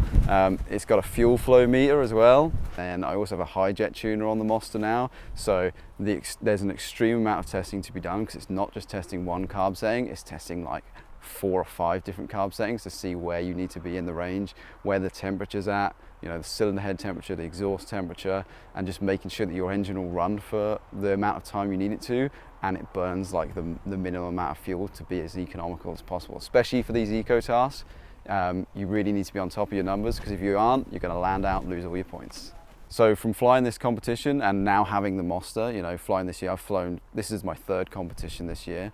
I can really see where the EFI would benefit my competition flying, because if you're tuned in on the high jet tuner, you're running lean and you're being really economical. But when conditions start getting bumpy, like you have to back off that high jet, because you need your throttle control. Once you're full lean, it's more like it will cruise forever, but you then don't have the power to climb or anything like that, which is where the EFI will really come into its own right, because it's giving you the most economical and throttle response at the same time, so you just literally wouldn't even have to think about it at all. You know, I spend a decent amount of time in air high jet tuning my high jet just to get it running nice. You know, once you've got it set, it's great, but you have to find that point, whereas the EFI would be like that. It'd be so quick.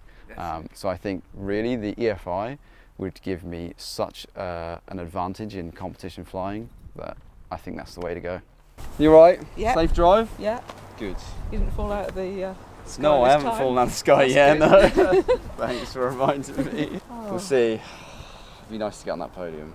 The British team are doing great. Oh, We're I second. see We're your little second. post on Facebook. Yeah, and we're that. second at the moment, so It's brilliant. yeah. So this sort of stuff I take to fly-ins and stuff. So this is where I normally fly. This is Wingland here, and I've got a load of turn points on this map. So like there's 21 turn points for people to go and have a look at. We've then got like the next one, which is like a snake task, which is probably another easy one to fly. So you can take off here and you fly around the airfield in like a curved pattern and try and follow that as close as you can. And then the beauty of this is, like, when people are at fly-ins, it ends near the airfield, so they'll come back like straight away. So Can we change this to end at pub? Yeah. We just want to end with a drink. Yeah. We can put this over a pub. Yeah, no problem. I can put this endpoint anywhere you want. You know, pub, calf, you know, yeah, McDonald's, wherever you want. Oh yeah, we're making the next Tucker video. Here we go. Yeah. And then you've got like constant speed tasks. So you've got so you have to fly these straight legs in a constant speed, which like it's a bit easier with straight legs for constant speed, and one that people probably don't need to plan as much. They just need to stay like at a level height in the same trim. They'll probably do okay in it. When you get curves is when the more calculations come into play. So you need to know like your wing speeds and stuff, which is more what declared time is about. So you have to declare to the second when you turn up to these turn points, and that can be quite challenging if you don't know your numbers. But once you do, and like you know the calculations, how to work it out, so easy. So easy. This is actually how I got John into competition flying. I met John at this fly-in, and I gave him the map, and halfway through the day he came back, he goes, I've done all of your turn points, I'm now going to go to do snake. And I was like, dude, I didn't expect anyone to do any of this. And yeah, he came back, he did the snake, and he like hit every single one.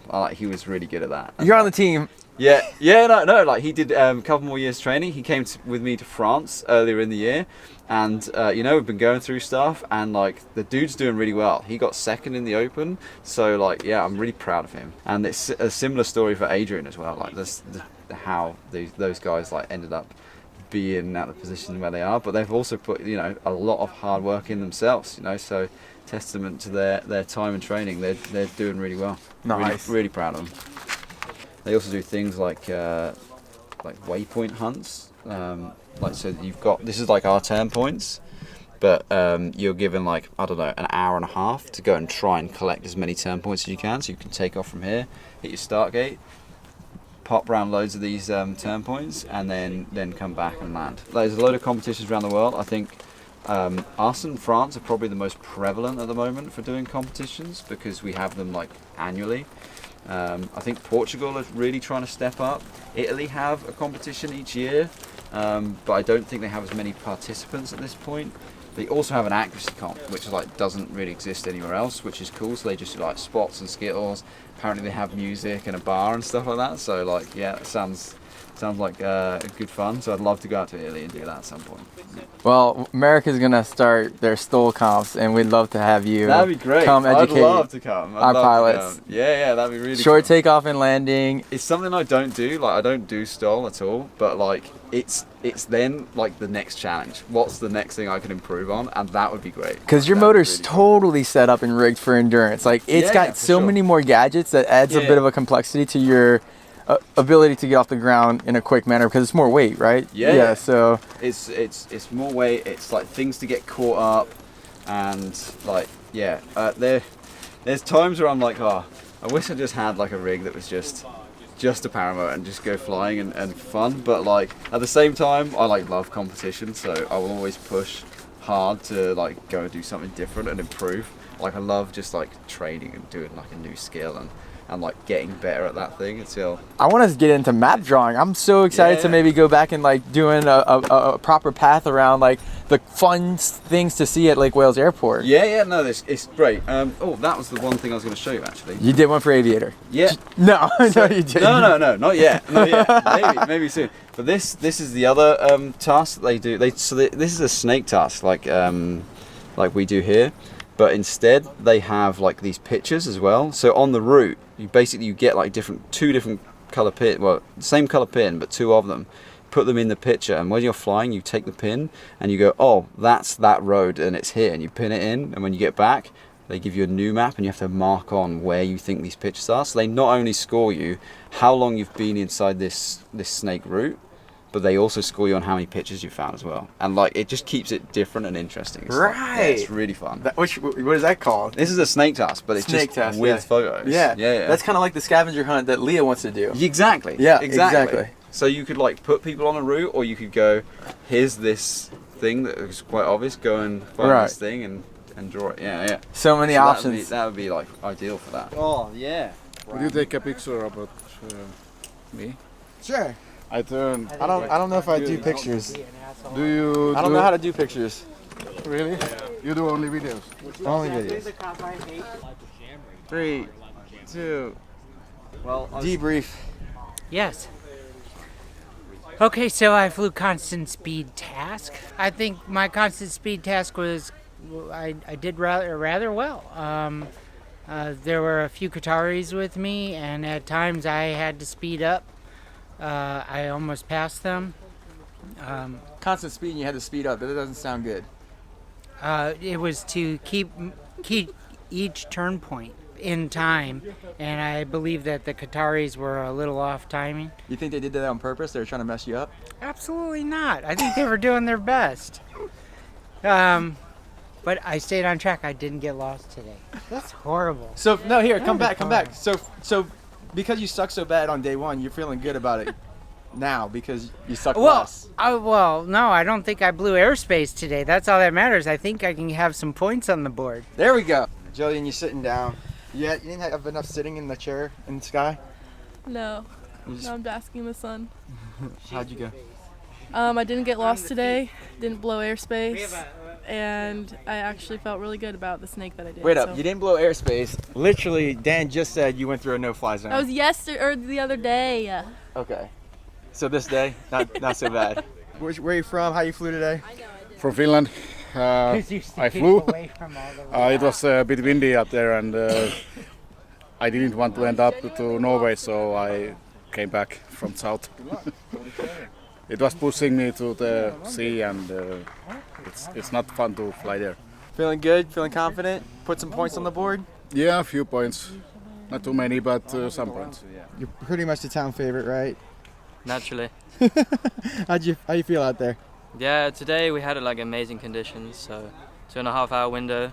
I was flying full speed for the full 2.5 hours. I did a task far away and collected quite a few turn points. My planning at the beginning of the competition was optimized for a bit better weather than we had. So I was only able to do one task today, but it went well. So hopefully I should get another 1,000 points-ish today. And I was pretty happy with my flying, landed with 10 minutes spare. Where are you sitting on the leaderboard? Right now I'm in 13th officially, I think. However, there was a few mistakes with my scoring, so I should, by my estimates, I should move up to 8th, 9th place-ish. It's my goal to be top 10, so fingers crossed. You put in maximum effort a couple days ago, flying I think up to 5 hours. It was a little bit turbulent. You had a little bit of in-flight spewage, if you may. Yeah, well, we had some turbulent conditions, staring at the map for like 5 hours. You know, it's yeah, very rocky, and I get airsick very easily. So you fought through it though, stayed in the air? Of course, yeah, very quick. As soon as I threw up, felt better, and then carry on. Right on. The boys doing good. The team, Great Britain's got a chance at taking. Who's the biggest component? Well, right now we're in 2nd place. Daniel Jones is doing well, helping the team. He's in 4th place individually. As a team, we're 2nd. The French are still far ahead, but our lead is increasing over the Germans, which are in 3rd. So fingers crossed it stays that way. All right, take it home for the boys, yeah? We'll try. See ya. And this and some in that. So I need to use up. Hold on, what's this one? This is the one I need to use. Cool. Let's see empty one is. Yep. I know, except for Monster. And take that off. So 2 kilos, right? 2 kilos only. I can do 3 kilos just because. We agreed. No, we don't agree. Okay. We're doing 2 kilos. 2.5, I heard Can it. you hold that? I can't get it. No, hold the tank. Hold the tank. What do you mean when you hold the tank for? There we go. So gravity can help me. Yes, you see, gravity is her friend. Like I'm not busy. Except today. Like I'm not. Hold on. Yeah, that is perfection. Except all that I spilled. I knew it would be. It's Okay, fine. would you now, where is your fuel can? This big one here? Yeah. Right, are you going straight to your machine with it then? Yeah. Right. We're running 2-stroke engines. We're on 0. Right, true. And now you're going to have to raise that, that's perfect. And then if we start slowing down at about 1.8. Gotta drain all the fuel out of the motors.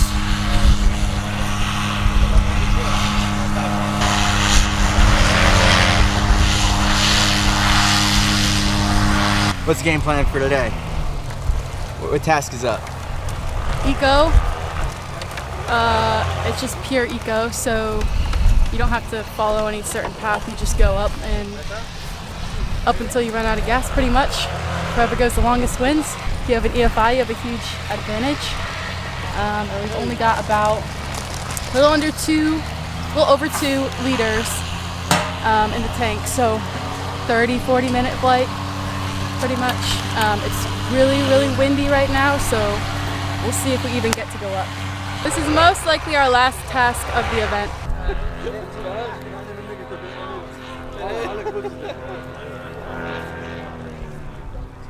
I think it's gonna be windy and turbulent. Oh, poor Pasquale. Hey! Is it good or no good? It's good, it's fine.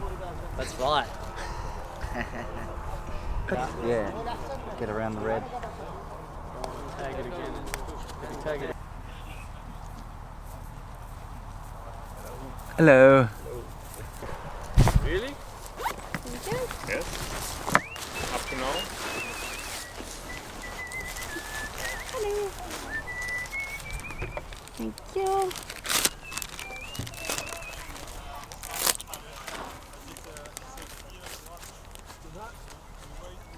And your pilot number? 39. 39. There we go. Thank you. Thank you.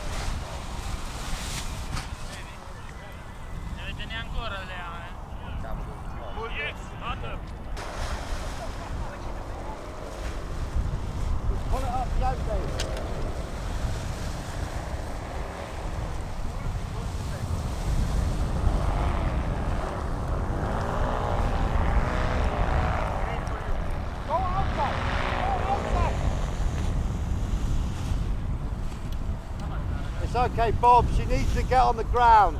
Too dangerous. She's too light on this wing. It's very dangerous for her. Yeah. Good decision.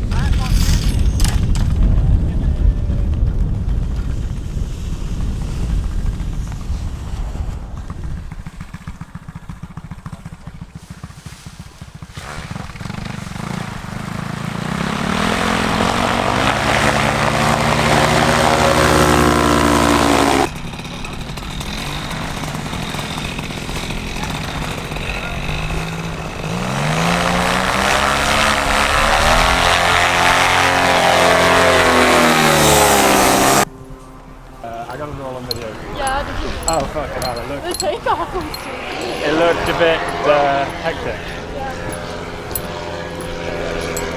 We've not yet met. Hi, Reese. Dan. Nice to meet you. Nice to meet you, Reese. I gather you went and spent some time with Sky School. Yes, did. You have fun? It was awesome. Yeah, good. It looked up. So left, right, left, right. You can zoom in now. And this is the... And then it was like, okay, now she's all over the place. Yeah. And now it's like really moving.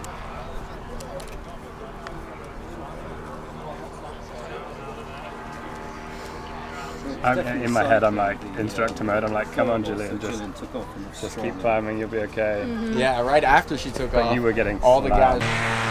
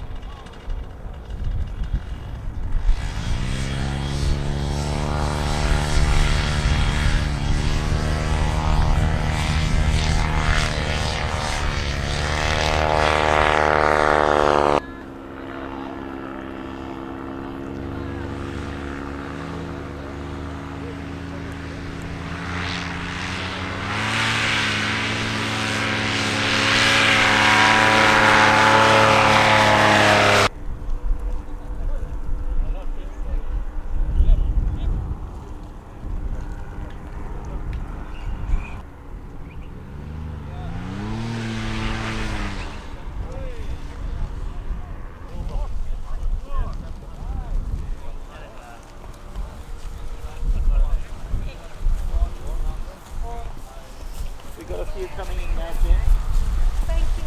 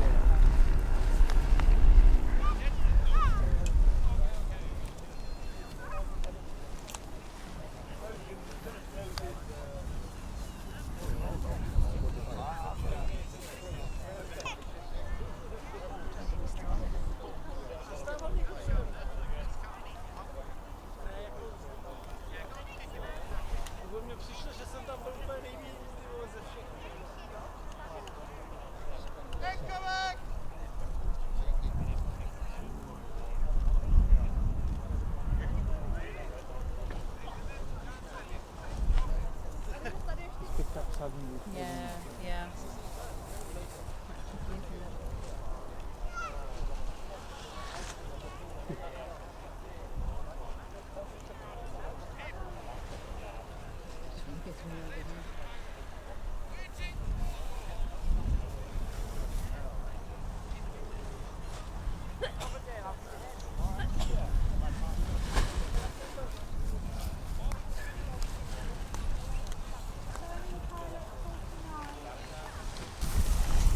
Why can't paramotors always be this light? Yeah.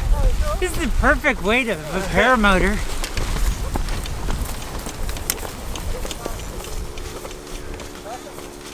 Thank you. On a scale of 1 to 2 rowdy, how was that? 2. 2. 2 what? 2 rowdy, maybe. Maybe it was. I thought it was fine. The thermals were so weak. Yeah, I struggled to get anything more than 3 meters per second. What? I only got like 1.5, if that. Oh. Well, I'm no longer number 3. I'm here.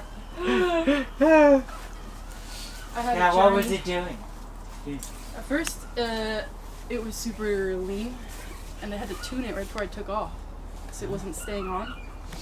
When I took off, as soon as I took off, it picked up, and my wing chucked to the side. I saved it, took off. As soon as I did, I was getting like, my wing was like this, and then I couldn't climb above it. So that was probably through a cycle. I couldn't climb above it because my motor was bogging, so I'd have to come to full power, let go, come back into it, let go, come back. Who was taking care of your motor? Who was? Yeah, Julie or Angela? Julie. So I'm gonna go. But, Giuliano! I landed, and Rich immediately ran at me. He was like, that was the smartest thing anyone's done today. Yeah. And then everyone started clapping when I walked back because they're like, that was so smart. Well, you never left the field, right? So you could take off again now. No, the window closed at 1500. Oh, it closed. Oh, I don't know what time it is. Listen, I fly a 22 thermaline wing. I'm on a motor wing at 16. I did not expect anything. But it was good. It was so much fun to actually turn circles with people. Johnson either did well or he's gonna land out. Because he was still up. So, but he was below me when I turned to come back at the airport. So I don't know if he leaned his motor a little bit to get better efficiency because maybe he turned it off at every given moment. I don't know, I can't wait to hear his story because he's still out there. Johnson. I just checked on him like 2 minutes ago. He's still up there. He's still up? Yeah. 1,500 feet. Yeah, like, feet. Wow. And we were all in the same gaggle. I'm kind of wondering how he got so Someone efficient. said it looked like he landed out and took off again. Yeah, but I wonder if that's like GPS error. Because one of our people back in the States said he landed out and took off again. I'm like, oh. Oh, looking at the lap tracker. Yeah. Oh, what happened to my system? Why didn't it take it? Highlighter yellow. Where? Yeah, that's him right there. He's high. He should have stayed up.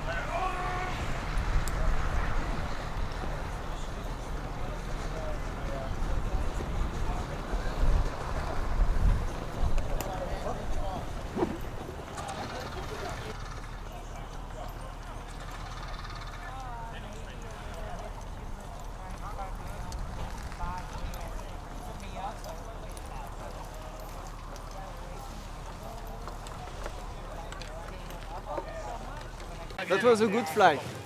We have thermal during 40 minutes, and after that everything was stopped, and that's just a pure economy with the engine. So that's a good strategy to take off at the very beginning of the task, because only the 41st minutes was thermal. So nice flight. Yeah. It was very weak. where everyone is at the finish It's all line. dying out, wasn't it? Yeah. Yeah, But that's why everyone's landing. there was like a huge gaggle over here. It's like, Did you take off before me? I don't know. You landed with fuel left. Yeah, I know. Well, it cut out over here though. So. Oh yeah, me too. Yeah. How was it? All good? Yeah, it's good. It's tough conditions because it's so windy and blown out. But Man. like, there is some stuff you could get in, but What a day. it wasn't Yeah. much. Wasn't much. Back on the ground safe. But it's Yeah. an economy task, you know. Everyone's done We never know. It feels like you do well. You don't do so well when you land early, but it's the time since takeoff as well. Maybe people took off after. So. No, it cut We'll out see. as I was flying in. You felt comfortable in the air with this gusty conditions? When you're up Yeah, high, I it's need like a better super valve. smooth thermals. But coming down for landing and takeoff, it's Maybe more soon. turbulent. I think there's a lot of rotor around. How high did you get up to? Sorry? How high were you? I got up to 3,500 feet at one point. I was the highest, which was going well until it didn't. So, you know, not too bad, not too good. We'll see what the scores say. I hope I didn't get no fly zone. I'm going as close as I can, but you know, from 3,000 feet it's hard to tell whereabouts you are. So That's true, that's true. we'll see. Good luck. Thank you. Was that fun? That was wicked fun. It's always good to do a bit of thermal, isn't it? Especially like as soon as you cross the start gate, it was like, thermal engine off. Perfect. So awesome. How big of the wing that is? It's a 24, but I'm a big guy. Yeah. So I was still sort of struggling to keep up with Russ, who's in our team. I was like wingtip to wingtip and just couldn't keep up with him. But yeah, no, it's good fun, good task. The last one back. I'm the last one back? From us. Oh! Wow! Still on his engine running. Yeah, I chickened out and I'm like, I'm not running a dry yet. I was at the finish line and I looked at the wind, I looked at where Sandro was going and I'm like, ugh. I probably have another 30 seconds. Nice. I need a comp bottle now. I watched you and watched you. I'm like, how the hell? How many times did you just shut off, or you just go idle? Oh, I idled most of the time. You did? I found the hardiest thermal pretty much at the beginning. Yeah. And I rode that to like 3.5, and I'm like, why am I climbing this whole time? I'm like, oh, we got a chance. All my thermals were relatively topped out low and then got cut up. I had that much more to go. How many minutes? 30 seconds? 37 seconds? Hardly any. Nothing. That's strong work. Oh, my right. I need to see my physical therapist. How was it? I survived. You survived. King in the mountain. So who's left? Pasquale, I would believe. Well, he got low a couple times. Did he? Yeah.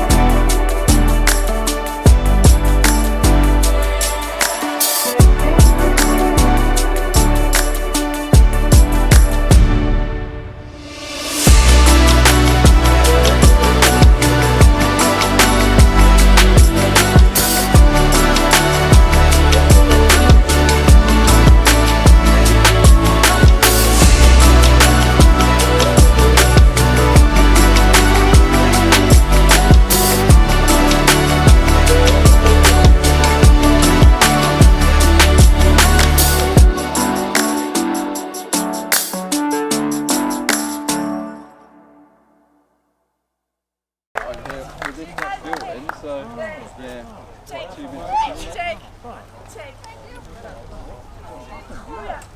Great job, Johnson. You just got back down. One of the last Americans to land, holding it down, get some good points on the board. Yeah. So I think I was the first from our team to launch and the last one to come in.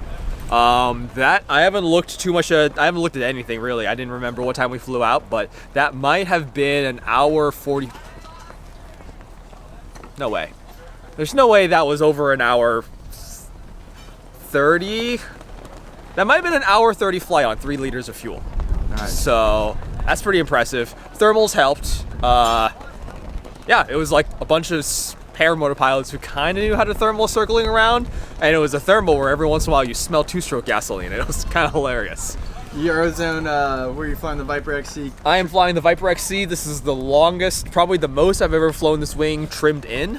It handles pretty damn nice. I was a little worried that trimmed in it would lose almost all of its energy and go too soft. Thankfully, with the loading, it's actually a pretty good thermal seeker once you get over how nasty the first thermals were. Nice. Coming into this, you were about in the middle of the pack. Hopefully you're going to move up a few places with this one. I don't know if I'm going to move hugely up. I think I pretty much did like just a little bit better than median. There's only about 1,000 points to win on this whole task.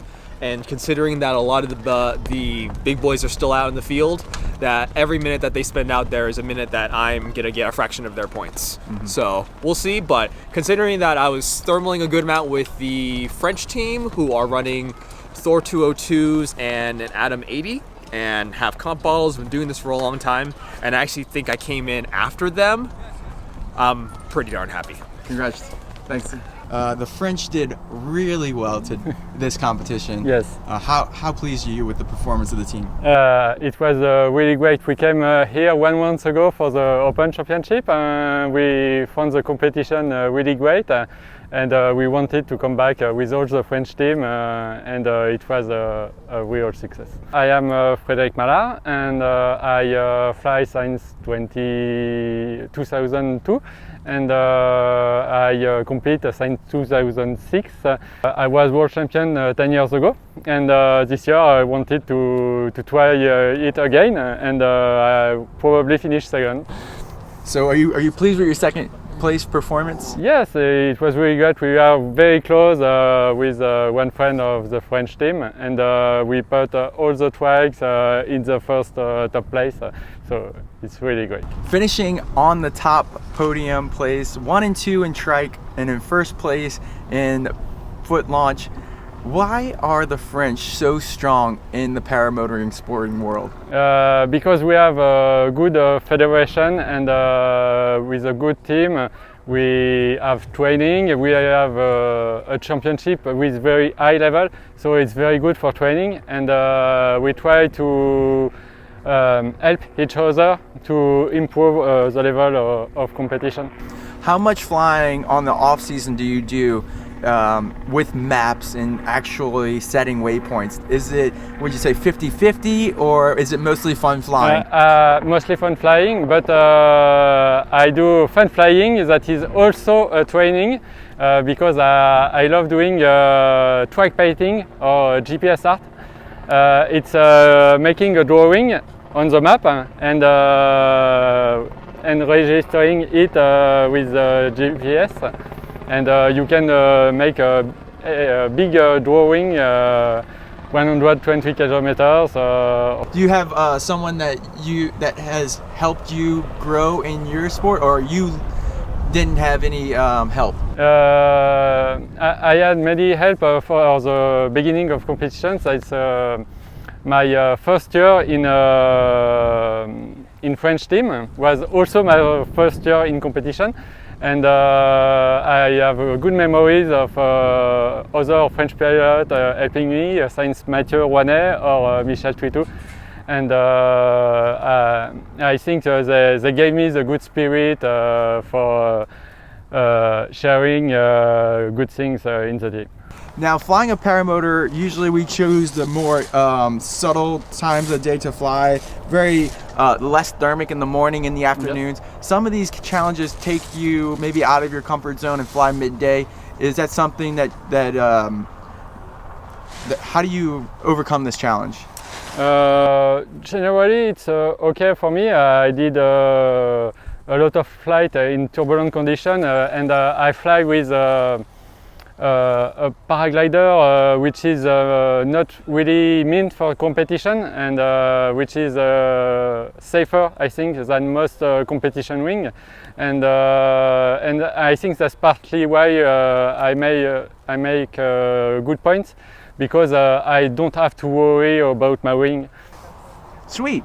Now, if there was one big challenge or something that's a big hurdle to get over in competition, as a new pilot getting into competition, what hurdle do you think that would be? What was the biggest challenge when you started? When I started, my biggest challenge was flying thermals, because I did my first flight in thermals in European Championship. But the next year I was at the World Championship in China, and I did fly 4 hours and a half, and I finished in the top 10 of the competition. It was a very good memory. Congratulations on second place. Is there anyone back at home that you want to thank? Yes, I want to thank ITV, PAP, and my club Atlantic Paramotors for supporting me since my debut in competition in 2006. I did never change, and it's really great. Now, first, let's introduce yourself, the team you represent, and your final performances. All right. Hey, my name is Benedikt Bös. I'm representing Team Germany. I am here as a team leader and as a pilot. I'm really proud of my team because I have a lot of new pilots which we just trained, and we became third in the team ranking on the foot launch. I have some new pilots, some started competing last year, but some pilots like Yannick and Niels just started beginning of the year, and we had not much time, so we did like online training to explain to them how the navigation, how the tasks work, and it's incredible how good they do, especially Yannick. The performance was outstanding. Amazing. This is so crazy that you guys are coaching your team. In America, we just have nothing going on available. How do you inspire new pilots to get into this type of competition, paramotor flying? Yeah, we had the same problem like for several years after the old compilot stopped. There was no source for knowledge and to learn how to do it. So I slowly started to compete myself, and everything what I learned I shared online, and I tried to motivate more pilots to follow to the competitions. And so we started to build like a training series where we teach like basic information, how to build a map board, how to navigate with the map. And then I also do like advanced training where I teach them to do the estimated speed task, the constant speed task, and like how to do all this. Amazing. What did you like most about this competition here in the UK? I really like the atmosphere between the pilots.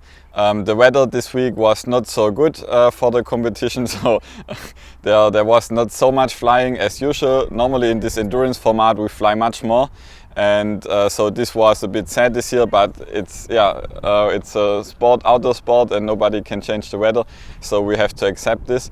But I think the camaraderie between the pilots and the atmosphere within the camp, even that we are all competitors, we all enjoy to have a good time together, and you meet new pilots and you make new friends where you can, for future travels, maybe you can visit them or they come visit you, and so this is something I really like. And one of the great things about paramotoring is that you can do it in different countries and see it from a different perspective. It is amazing. Yeah. Now, how did your first time competitor pilots enjoy their experience? You think they're going to stick with competition flying? Yeah, they are full motivated to looking forward to the next competition. Of course, they also made some mistakes, and but now they know what to work on and what to improve for the next competition. And we are already like starting to make plans for, there is probably a World Championship in France next year. So we are really keen to go there and to show what we learned in the time between. That's awesome. I think we're going to try to do the same thing in America. We have a baby young team, just first time competitors on ours as well. So I think that you're right with trying to coach people and get their knowledge up on competition flying. Yeah. I think this is the crucial point, to have a very low level entry to this trainings, to this preparation for competitions, because it's the same what I did in Germany. Long time I was the only competitor, then we were 2 competitors, and then when I started with the training, they are like visiting 10 pilots visit the training, and 2 or 3 will continue and start competing. And when you do it step by step over the last years, now this year I managed to have a team of 15 pilots for the British Open and the German Championship which we had there. So it takes some time, but it's really worth to put in the effort to make this, because now when I see my guys performing so well, for me it's an incredible feeling. Amazing. I think you guys were 3rd overall, Germany? Yeah, looks like right now, yeah. Congratulations on that. Are there anyone back at home that you want to say thank you to? Yeah, of course. It's also, we need to thank our federation, the Aero Club and the Ultralight Association, because the entry fee for a competition like this is quite high.